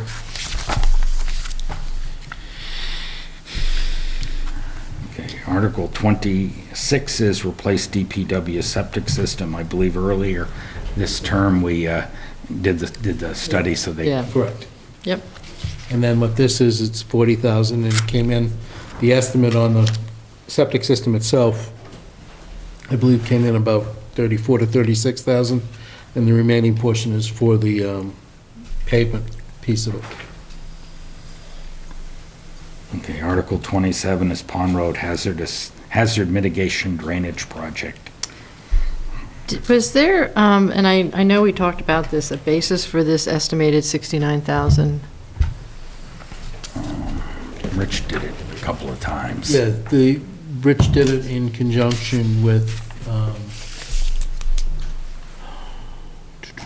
And then wasn't there, okay, so Rich has had an estimate done, but then wasn't there some question about, was this really necessary and would it accomplish what we wanted to accomplish? There was a lower dollar amount originally for this.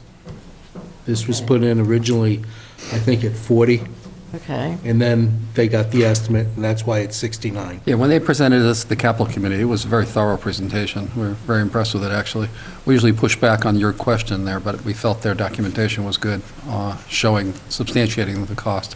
okay. We looked and- into grants and things, but that still may happen, but probably not likely.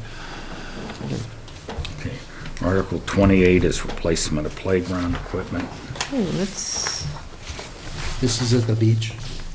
Yeah, the beach, oh, the kiddie, oh, yeah. the swings and the kiddie playground. Okay, Article 29 is a tractor with front-end loader and snow blower for the school department.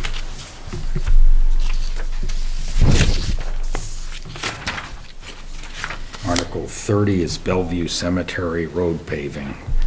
And this is being paid for out of their sale of Cemetery, lots yeah. funds, so.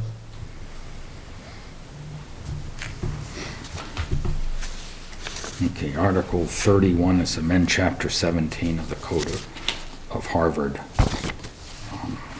This is capital. They are taking the hashtag, The not or- the hashtag, The or. or out of this, so that it's much clearer that it's $20,000 cost and 5-year or more life expectancy. Okay. That was explained to me, a ruler has a life of more than 5 years. Or rule on rulers. Okay, Article 32 is a resubmittal under a different brand name of the Home Rule petition to encourage small business participation and private funding on local projects. You feel that? I was so creative, Steve. I like it. This is the small business. Yes. You know, the bigger the name, the more screwy the idea, right? You know, when I read this, because one of the things we'd postponed for this meeting, and it's not on our agenda, was this community compact cabinet that the governor has set up, and I was looking at what some of our neighbors have put in as part of the community compact, and I was thinking, cybersecurity was one, I thought that was interesting, but I was just wondering if something like this would be interesting if it gets through, to suggest to the community, to that cabinet Yeah. position, that offer it as another best management practice to other communities, if we can't get it through the legislature, larger enabling legislation. Personally, I would hope that somebody in the legislature would pick up this and say, God, this is such a good idea, why didn't I think of it and put their own name on it? Yeah, or do it as a statewide bill. But anyway, I just thought that community compact might be another avenue. If this gets stuck, maybe in the legislature, we use that as a vehicle. Article 33 is Town Administrator Additional Authority Special Act. Now, this is going into all those, and you said in your email you think we'll get to Article 32? Right, I believe we're going to get to... For 31? I think we're going to get through Article 32 on the first night. And are you making predictions? No, but I think... Just a logical breaking point. I think as a practical matter, I think that it should be looked at as we get toward the end. If we can get the 3 or 4 related ones done that night, great. If not, we'll come back the next Yeah. day. 'Cause And I think, yeah. well, this is Bob's call, but I think that ought to be stated pretty clearly up front that that's, We don't want to split these. Right. So, That's why they were moved up. yeah. that was a And good suggestion. They were put Yeah. together. And so my one thing, when I looked at your ordering here, because people are going to know that this Article 36 is coming, and it might raise questions, well, why are we doing 34? Why are we doing 33? Any of these other ones, tweaks, even though, that's totally appropriate. Should we just get the charter discussion out of the way, and then when this comes back, say, it can be folded into it, or there are additional things besides what we're asking for now? I mean, people will have it in the larger context instead of going back and I forth. think the moderator is going to have, as they come up, allow the larger discussion to occur. Yeah, because I think otherwise people are going to keep referring to the bigger discussion. So would you put it first then? No. Why not? Well, you guys can move it if you want. I mean, I always put petitions, usually the petitions are at the very end of. No, I know. the whole warrant. I know. At your request, I moved it, all of them together, because if you remember, they were separated by. Yeah. I think if I was chosen as one of the people to speak on that article, I think I would make it very clear up front. There's another one to look at the town's charter, but this is to look at what I consider an immediate need, and it doesn't preempt doing something different later, or doing the charter or not doing it. It's not in competition with it. It's really something that, the three together are something that we kind of need to do now, regardless of what happens with the charter. I mean, that's the way I look at it. I just as I was reading through it, I always think of what's the big overriding thing, and then what could be subsets. And I suppose anybody can ask. You can move, the board can move them. I know. If you guys want to make it number one, we'll make it number one. Well, not number one. Two. All right, Article 34, change mode of selection of town clerk. I'll come back. Oh, Leo, What's that? I think it makes sense, and maybe I'm not understanding it clearly enough, so if I'm wrong about this, you'll straighten me out, but it sounds to me like you're gonna go nowhere on 34 and 35 if you haven't talked about 36. Yeah. I mean, I can just see the performance, I mean, it's gonna be, But- why are we doing this? And No, Leo, you gotta think of it this way. If the 36 never came up, let's say we do those, now we get to 36, and if 34, 33, 34, and 35 are adopted, that will be a foundation of what could be done on 36. We don't know, I mean, 36 has to pass, it has to go to multiple town meetings, it has to go to multiple elections. So 36 is not a for sure. The charter is not a for sure deal. Yeah, I get that. I get I don't that. question that. So I would say that these are the things that we can do independent of the charter, and they're not meant to interfere with the charter, Ken. I entirely get what you're saying. My concern is, in attempting to do those tweaks, we're going to get this big discussion anyway. People are going to want to have that discussion, and it's going to break out during the middle of that. So I think that's what I hear you saying. So you want to put 36 in front of 33? So I'm not suggesting whether the charter commission idea is a good idea or a bad idea. You're saying get the conversation out of the way. I'm saying that since there's obviously some people in town who think it's important and think it's a good idea, I think the reception of anything that sort of deals with that prior to dealing with the bigger issue is going to be not well received. That's what I think. Stu? and I agree. I guess I think since these are our articles, I think it's incumbent on whoever's going to speak to them to say, this isn't stopping the Charter Commission, but it seems like the Charter Commission's going to take a long time no matter what. Theoretically, 33, 34, 35 can happen 6 or 7 months. I mean, that's home rule petition. So that could happen. Two of them are happening at the ballot. Right, it will happen. One of them happens at the ballot. That's the town clerk. And the constable. Constable doesn't go to a ballot. Why not? Constable's just town meeting. Constable is just town meeting. It's elected position. It doesn't, and it's under a separate section Yeah. within Mass General Law. Right. Where the clerk is required to have a ballot question, the constables. That being said, I'm not arguing with you, Leo. Your point's real taken, and I don't know what the answer is. Well, I think the other piece is if you have this big discussion is the big woolly elephant in the room, mammoth, I guess if it's woolly. Yes. You can have when you get to the town administrator thing, regardless of how the vote has been on the charter, say it passes, you can say, we need this now, we should go ahead and do this. It won't interfere with the charter, same with the town clerk, but people will have vented all that other stuff and can actually focus, and I think these other articles might actually They have a pass much more better easily. chance of passing if they're, in my opinion, if they're considered after that discussion. I'm not seeing that. I'm seeing, we just beat up each over all these things. We've talked for 47 minutes, and now we're talking about this thing. I think the 33, 34, and 35 are very, very easy things to say. You know, this was a problem that was identified. This is a solution. This is a problem with the town clerk. This is a solution. This is a problem with the constable. This is. Okay, but I I'm taking get it. side I like bets. to, I like to make a motion to move it. I like to move 36 in front of the other articles. All right, everybody okay with that? Yep. All right, let's not argue it anymore. So that becomes 33. Plus, it's fun to make them change the numbers. You know what I mean? That's part of the fun of the whole season. Okay, 33 Old 37 becomes became new 32. 34. Capital did that to me yesterday. 35, and 35 becomes 36, and Yeah. 36 becomes. All you do is take 36, move to 33, the others just move down. So just a question, Lucy, are you gonna get up and explain that we still need to work on the other three, even after we're redoing the charter? You willing to do that? All right. Yep. All right. Okay, Article 37, Community Preservation Committee Report.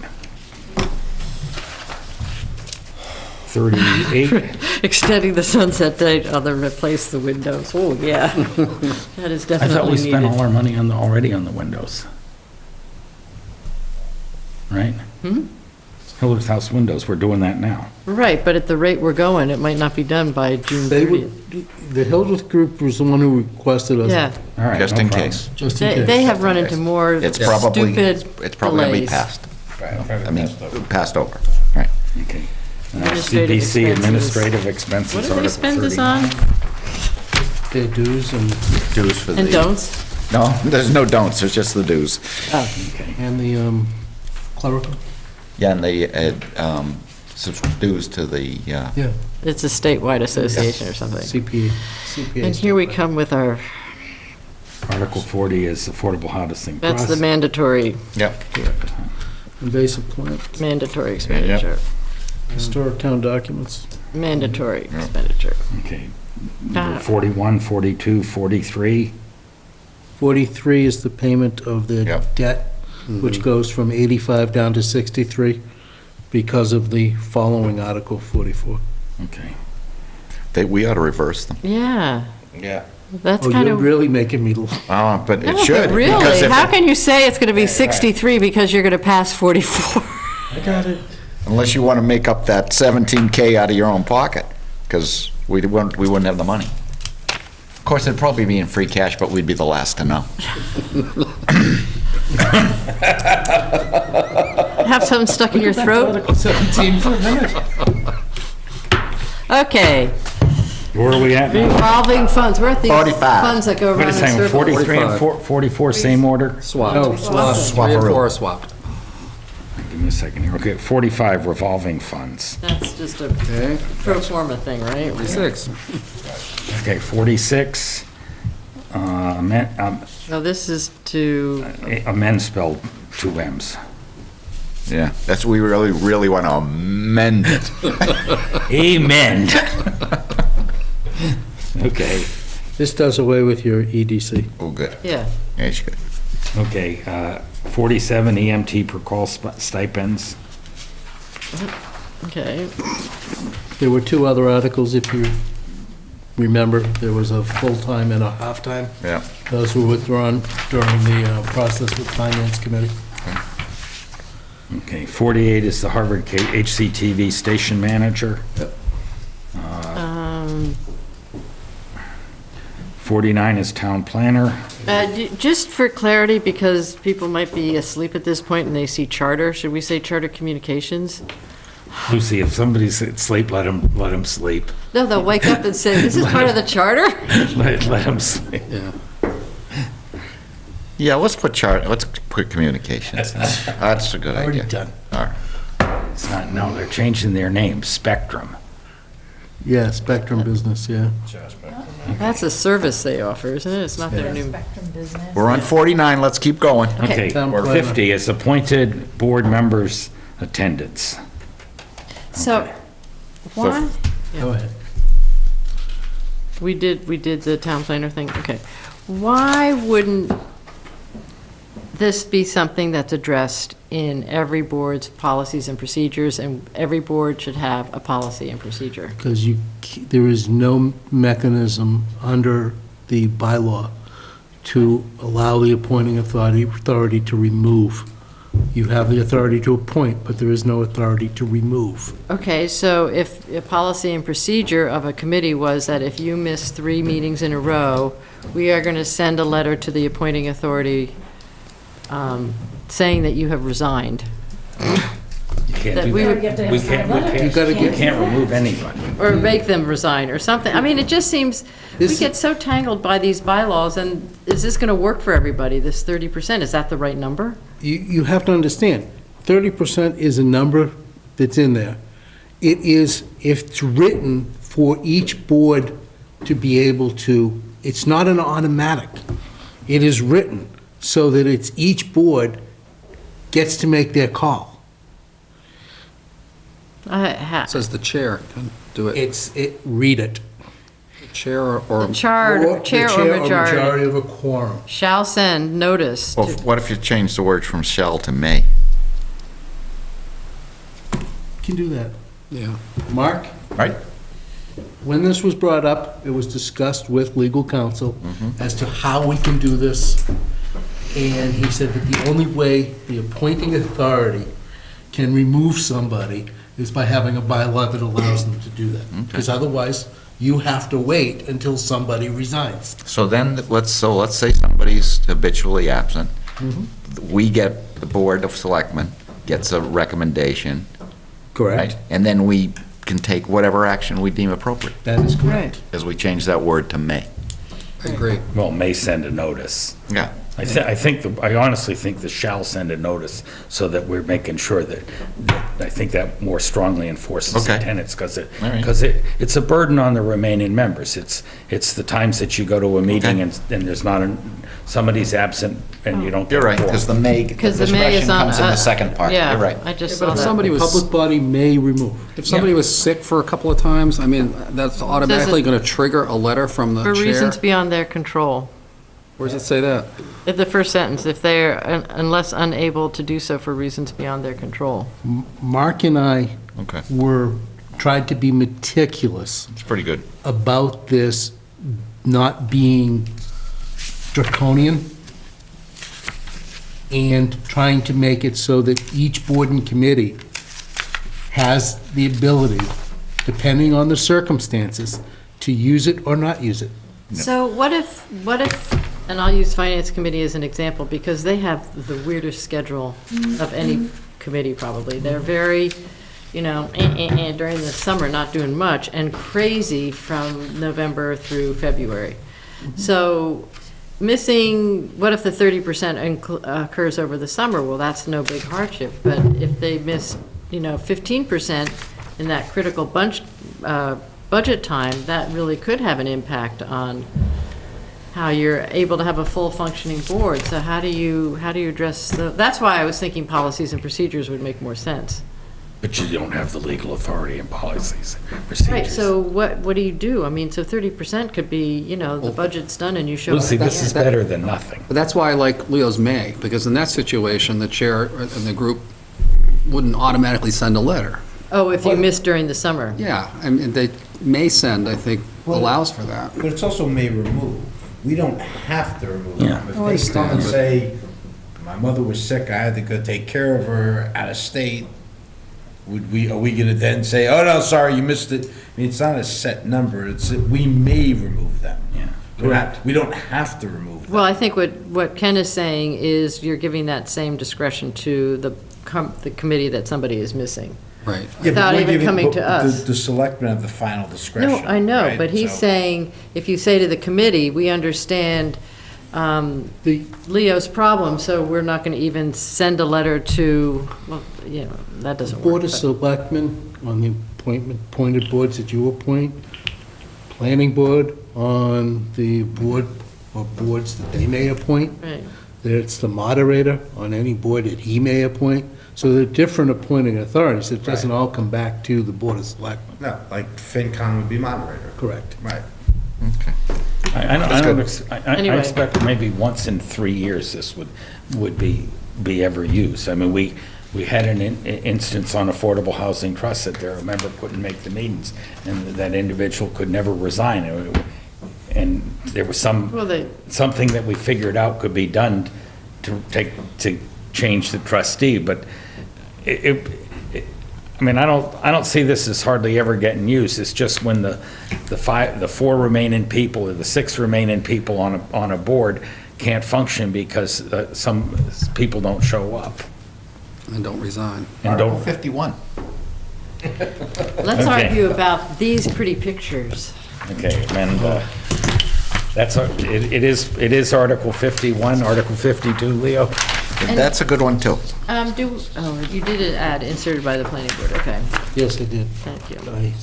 One of my reviewers caught. Yeah. Okay, Article 52. Oh, man, there's a place for me to go now. Yeah, there is. Article 53. I am working with Liz. As you can see, it goes to number 132432 and the paragraphs that follow. I'm working with Liz. I have no idea what program they use with these different numbering schemes. Okay. So, You'll fix it. yep. You have 2 3s and 2 2s and Yeah, a 1 1. exactly. And 1 4. These, We have to Article 54. Yep. These really aren't our articles. Right. Okay. Now we have Article 55. the conservation, Is this the one for the $350,000? yeah, so why is, well, that's Finance Committee can explain why they're not. You can insert in there from the for the Finance Committee, the same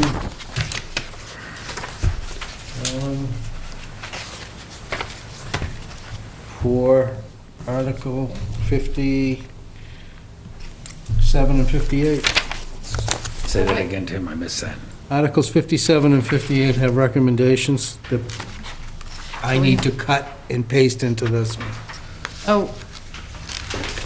So we gotta So go find 55 is- 57 and Is 58? 55 stay or there's no funding? 55 stays, it's an article unless you people take it off. No, but then you said 57 and 58 have to The move up Finance there? Committee recommendation, which is on 57 and 58. Oh, I see. Oh, it's the It's- same Would be the recommendation. same Oh, recommendation to I misunderstood this. you, so it's Haven't not, does pasted not it. recommend is going away. Say- Okay. I'm still stuck on Article 55. Well, we were trying to figure out Finance Committee's recommendation, For 55, it's, and it's the same as their recommendation for 57 and 58, if I understand. Correct. Finance speak. Committee does not recommend funding this article at this time due to lack of information and having to be reviewed by Capital Committee.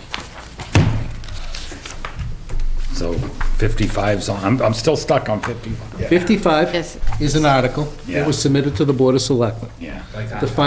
By Conservation Commission. The Finance Committee does not recommend it, Yeah. the $350,000. They don't recommend passage of the article at all. So one thing that capital planning and finance should think about is that the opportunities to purchase land don't follow a rigid calendar.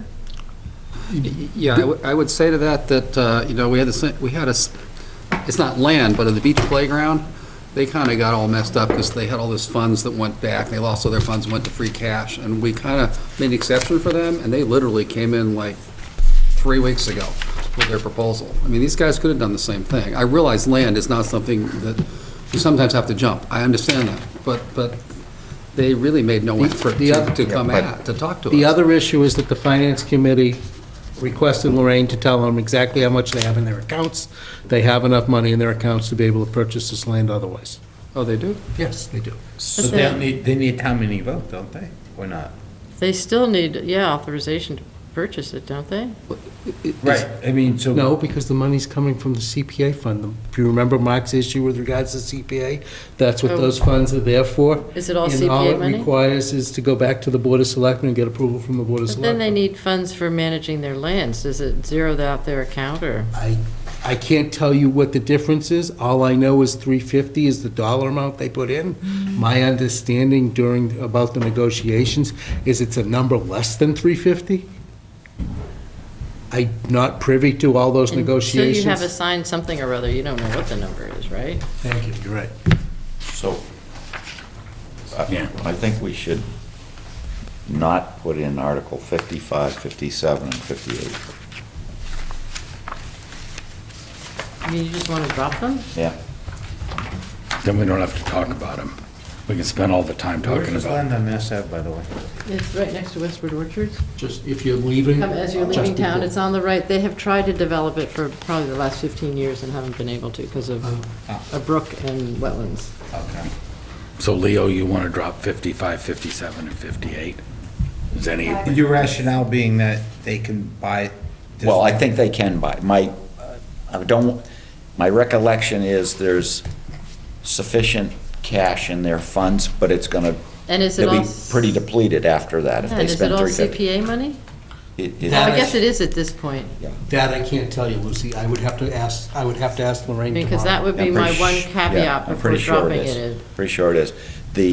The whole idea of prepaying the debt for CPC Yeah. was to be able to start to replenish those kind of things starting next year, right? Okay. And then on the other two, Yeah. I get that, I understand what Finance and Capital Planning and Investment Committee, I understand their feelings on that. I don't exactly agree with the process. I just want to say that out loud. I thought that, I think this board is involved way too late in the game in some of the strategic decisions about spending for the town. Going to the meeting and being told how the free cash had been divvied up between capital and finance, I don't know that I think it was prudent. I think that they arrived at the decisions using best practices for them. I'm not sure it reflects the priorities of all of the citizens. So back in the day, rolling back the tape, those meetings and discussions were in October and November. That's what I have said for the last 3 years. You're right, you've been saying that, and it was, we'd all sit around and we'd say, school committee at the time, what do you got going, and what do you Yeah. got? And we'd all kind of come to a consensus as to what was important. I kind of feel like we're spectators in this process at this point, and maybe paying down the debt. I love to reduce debt. I'm a fiscal conservative guy, but there's a lot of other things going on. Maybe there would have been other uses for that. So I think we kind of cooperate on this, but next year, I think there's got to be a whole different discussion. And the other thing I need to say is, going forward, it'd be really important for the Board of Selectmen to insist that a projected flash free cash number be delivered by a date certain every year, because it does have to be certified by the state, but they're certifying our numbers. We know what numbers we're submitting. They may not certify them, but we know, and we ought to know that very early. We ought to know that as soon as it's knowable, and not be in a situation where we're Oh, not like in told. November, you're finding out. Exactly. Well, just for giggles, do you remember what you submitted, Tim, for this Yes, last year? and we had multiple arguments with them with regards to how they were characterizing certain things that we had done within the budget, in which case they reduced our free cash number. I want to say Lorraine would have the right number, somewhere between 150 to 200,000. They reduced it. So But out of 7 to 10%, Correct. basically, you're in that ballpark? Right. Well, no, it has to do with actually votes, how they saw votes and how we saw votes. We saw votes as being a positive thing, reducing something, and they actually hit our free cash because of it. And we're like, no, you're wrong. I mean, we went back and forth for a month and a half with them. You See, s- you don't still let- could have an Don't get caught estimate. up in certitude. I'm not asking for certitude. Right, I'm just wondering, Projected. what the What the ballpark number degree of is and how, error. so, Right, because, It's a ballpark. because a sort of number, if we all were sitting around in like July, and we say, what do you think free cash is gonna be? We all say, oh, it's gonna be 350,000. Maybe I think it's gonna be 280, I think it's gonna be 420. It was 1,300,000 and something thousand. right. Finding that out after the first of the year and after pretty much all the budgets were done It is not a situation that I think the senior elected board in the town should be ever again. I think it's Yeah, not good. well said. Yeah, we were kind of observers. We were in. Well, I think it's become an observer process since we stopped doing those very early, this is what we're projecting, this is what it looks like, this is what we think we're going to have available. It was always, it was understood as estimates, and it was also boards, when you're developing your budgets, it's level service, level funded, whatever the directive was from the finance committee. But I think it becomes a cooperative process of understanding how we're using these funds. And to be able to say to people that come up to you at the dump and say, well, we really needed to do this, and it got dinged because you're doing that, and I think that isn't right. I mean, you haven't had any feedback from people even earlier. So in the context, I'll be real brief, but in the context of CPC money being used for town hall debt, that's fine, and the impact that has. A conversation that said, hey, listen, the town historically has always had a chunk of money for conservation. And what used to be in the budget, right? And then the CPC, it came out of the budget, and CPC was became supposed to the funding replenish it, source. right. Maybe the conversation would be, hey, there's this one-time windfall, and it was because the really good job we did in delinquent tax collections was a big impact. And there's $700K here. We've already planned for this debt, and I don't want to see tax rates go up, but here's a one-time opportunity to be able to take a chunk of money, for example, and put it towards conservation and replenish that, because I don't know any other means of doing that going forward. Besides CPC. Exactly, but in CPC, it's going to be, Really 80 slim. grand a year, 60 grand a year. It's not going to be, Right. well, the problem with conservation is 80 grand a year don't get you the 500 or 600 you need to buy that land when it's available. Right. So I don't want to get off track except to say it didn't feel right this year to me. So when is I this agree. going to press, this document? You want this Tonight? tonight? Well, you said you had to You fix just- something. I mean, I agree with Leo that maybe we take 57 and 58 off. You don't agree with 55? Well, until I have confirmation from the Conservation Commission that it's really CPA money and they already have authorization to spend it. I would hate to take it off if they're saying, I mean, So if we do, let's do that. Let's vote to take it off subject to that confirmation. right. Okay. Well, I'm just confused about, I agree with almost everything you said. Well, 57, we wanted to get done. Yeah, but Are we they're, punting it? yes, we did want to get it done, the old library, and we did want to look at housing at the Hildreth House. The problem is that capital planning is going to stand up and say, we didn't submit a proposal last October, and Finance Committee hasn't reviewed it, so for your request for 130 or 150, we're not going to support, because there's no basis for It's it. okay, they don't have to support it. Doesn't mean it's not gonna pass. Well, this You need did, to come up with a funding There's no source. funding source. So the reason I wanted that, you know why I wanted that in there, right? You 'Cause were I- using some free cash. Exactly, and I thought, okay, so put the debate about the use of the building and who should use it aside. That would have been sort of the springboard to make the next conversation possible, because, Leo, you don't even know where the number came from, what number? the 150, Oh, I know where it came from. where it came from. I made it up. Yeah, so you, yeah, He offered it. all right. Anyway, So we're gonna, Lucy, It's a better number than anybody else has come up with. Lucy, we're gonna keep 55, or if they have the funding, we'll keep 55 on. We'll take 57, take 58, drop them, we're 59, we're gonna take the gifts, we don't And want we're any gonna- more gifts, do we? huh? We don't want to accept any gifts, and so we'll take So this 59. becomes- And we'll take 60, and we'll accept highway funds. So this becomes 57, and the next one becomes 58, correct? Awesome. Okay, all right, let me see, how many articles per minute? 8:31 to 9:18. New record. Less than a minute per article. Yes, Kim?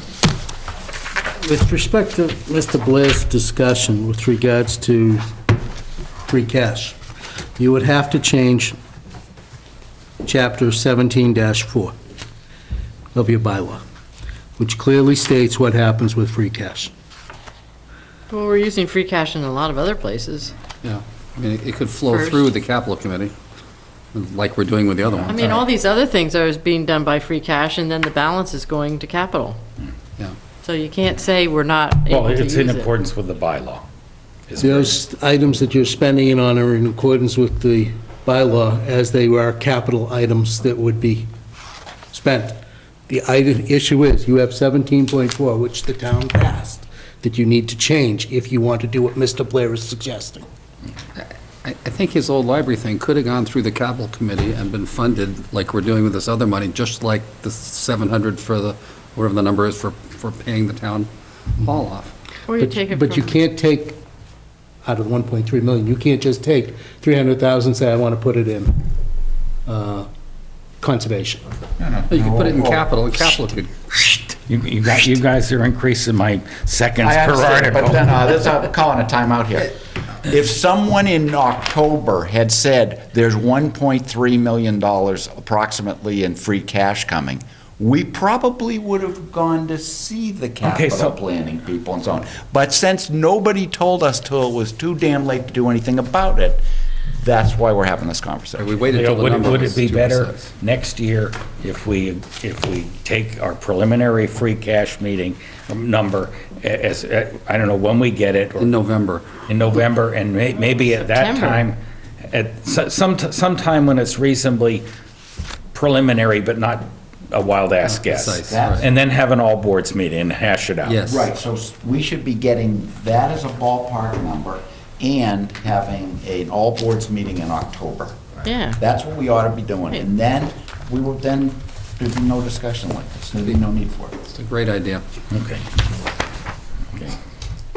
Next are ballot questions.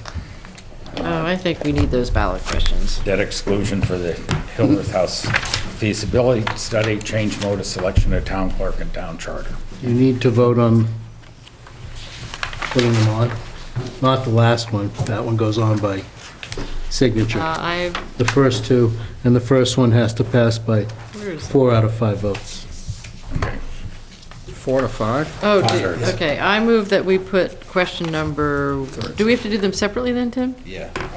Well, you can, if you... Unless they're unanimous. If it's unanimous, then... Let's try doing it unanimous and fast. Good idea. I move that we put question number 1 and question number 2 on the Excuse me, ballot. Lucy, I think you got to do question number 1 separately, because you got to record a 2/3 vote. If there's a majority vote, then you don't need a recorded 2/3 vote. If it's a unanimous vote, I'm sorry, you All don't right, need to let's go. record it. Sorry. So that's why I was trying to speak. I I'm just- trying to meet just- your deadline. I just don't want to mess it up on a technicality, Okay. that's all. So if Well, you, let's see if we get it unanimous, and then we're okay. If not, we'll go All right, back. yeah. Okay, that we put question number 1 and question number 2 on the ballot for the town election to be held on April 12th. motion, second, all those in favor? Aye. Aye.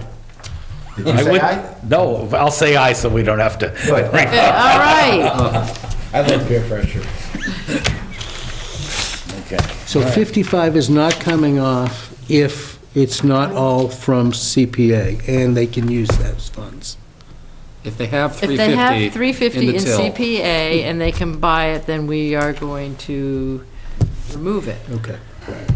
even though it might leave them with no money, but, because otherwise they have to go find a funding source from Finance Committee. It would have to be, I mean, the money would have to be borrowed. Yeah. We'd have to borrow the 350, whatever the dollar amount is. Oh, we don't have a ballot question for it. Correct. It's gonna have to come off, and we're just gonna Sounds have to pay the like- money. Yeah. They have the money, whether it's all from CPA or not, I don't know. Yeah, and that's, because if it's all from CPA, then they don't need a town meeting vote. Right.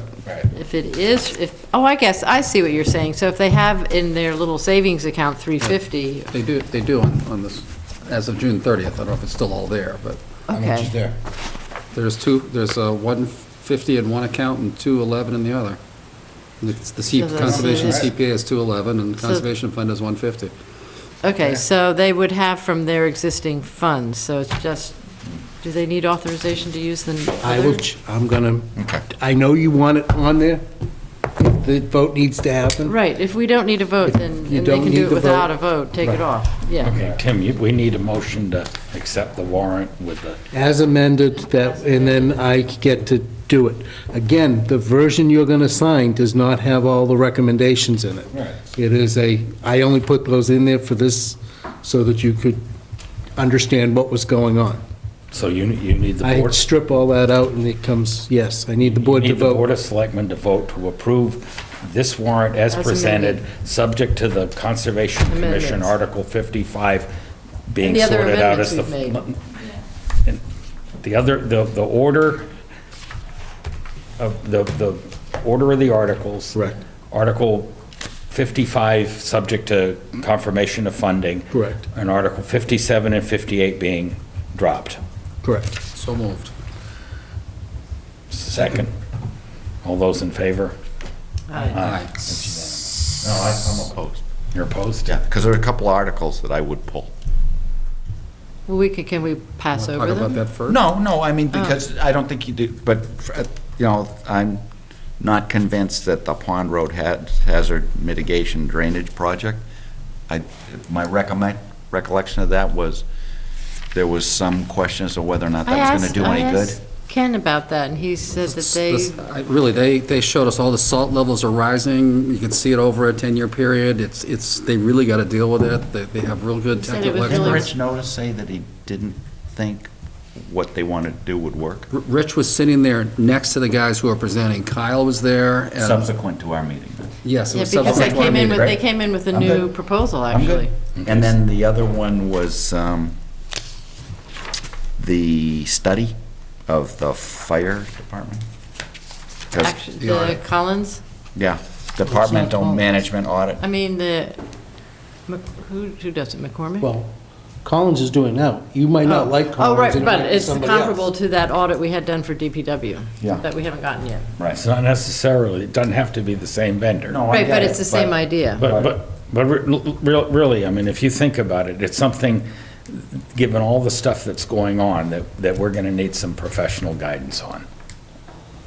Yeah, I think that's right. I don't know if an audit as opposed to some kind of a management consulting team coming in or something like that might be better. Because all an audit's going to do is tell you how it works now. No, I mean, Tim. They had recommendations for, There are, on the report you haven't seen yet. Yeah. There are recommendations for management and changes for the Board of Selectmen to look at for the DPW. When Division of Local Services comes in and they do their thing, that's an audit. Yeah. Is it called an audit? they call it an audit, but it's not a, It's really a management Financial audit. review. Oh, it is, okay, that's Yeah. fine. Because I haven't seen the work product, Yeah. so I know, but when I hear audit, Yeah, no. you know what I'm thinking of, right? So, All the gazintas and gazinter. Mhm. So Tim, do you have what you need on the warrant? Yes, Okay, do we need to close the warrant? yes. okay, so I'm in favor then with I the education I just got. Okay. Thank you. I move we close the warrant. Second. Any discussion? All those in favor? Aye. Aye. Warrant is closed. So in the booklet, doesn't it have Finance Committee's The comments? book does. Yeah. But in we the don't see that. warrant, That gets posted, I realize the that. warrant that gets posted does not. Right. I Okay. just wanted that clear in case Yeah. anybody's still listening. Tim, Yes. go ahead. Is there anything that's going to come up in the next couple of days that you would need the entire Board of Selectmen? Or you would need another vote from the Board of Selectmen? The reason I Do you want to suggest, set aside a, actually, it's not continue adjourn, this it's meeting? to, what's the correct term? you To recess. recess to a Continue the date? meeting. Yeah. I just want to make darn sure that we don't get screwed up. We got a lot of warrant articles, we got a lot of, Unless you guys know of any article I've missed, I think I pulled them out of the cracks. There isn't one that I'm aware of. The only thing would be if there's an article out there that I haven't thought of, and I don't know that. I thought I I don't want to, thought I addressed everyone's I think input. yeah. I mean, I just want to make sure before we Yeah. adjourn that we don't do something that we regret, that's all. Or easy to find if necessary. Well, we it's have the 48 posting. The posting, yeah. Posting requirement. Does anybody share my concern or say, Ron, you're crazy? Well, we're meeting next Tuesday, so it would have to be something that has to be done by the end of this week, correct? Because Monday is, this Tomorrow night, between tomorrow night and Saturday, it's hell, because we gotta Because- put the book together. And Lorraine and I will be here all day Saturday doing that with the FinCom. Okay, And so- then they'll leave, and we have to have it ready for Julie on Monday. Whoa. Messed up. So we have another meeting Next next Tuesday. Tuesday, Week. March 1st. Okay. Can I make one last Sure. comment? Everybody here certainly knows this, but for the benefit of folks at home, it is an enormous undertaking to bring all of this together. And Tim and Julie and the staff here do a remarkable job of pulling in all kinds of pieces and getting it into that little booklet that we all hold in our hands at town meetings. So well done to you. I would hope you'd read it before you'd come to town meeting. No, it's the only way to pass the time at town meeting is to read it there. But no, you do a great job, great job. So we have a meeting Tuesday the 1st and Tuesday the 15th. At one of those Ides of March. Ides of March. Watch your back, everybody. Okay? At one of those meetings, we always vote on the articles. Probably the 15th, I guess. Okay, I might ask that we vote on the article for the Hildreth Elementary School warrant article to indicate that we support it. We can't we can't take a position on the ballot question. No. Okay, but the reason for that is I think the schools would like, in their rolling out the thing, would like to have in their back pocket that the Board of Selectmen hopefully unanimously support this. So I might set that on the agenda for For Tuesday? for Tuesday. And do you think, we're gonna Toys? need a meeting on the 29th? Because the 5th is town meeting. So- No, we don't have a meeting on the 29th. No, but Oh, I do think you when want we us- get a meeting. You said you can't make it, if I remember your email. The 29th of March. I can't meet on the 29th of March. Stu, He's not gonna be here either. Stu, it says, Three of us could meet. Yeah. What's the 29th of March special? see, we read what, we're on the 30th. Are you going sailing? No. Yes. Oh, you're going on your trip, huh? Oh, okay, yeah. But are you going Galapagos? No, Yeah. Galapagos. And I Nice. purposely scheduled the trip around my normally scheduled Oh, is meetings. this I want you to Or know. the 22nd, I mean, it just seems, we're not gonna have a Okay. meeting for Along with emails back and We could forth from decide next week questions what I we had have on for the Is- the 15th. Okay, is All right, okay. this, Can I get a motion to adjourn? so moved. Second. Aye. Is this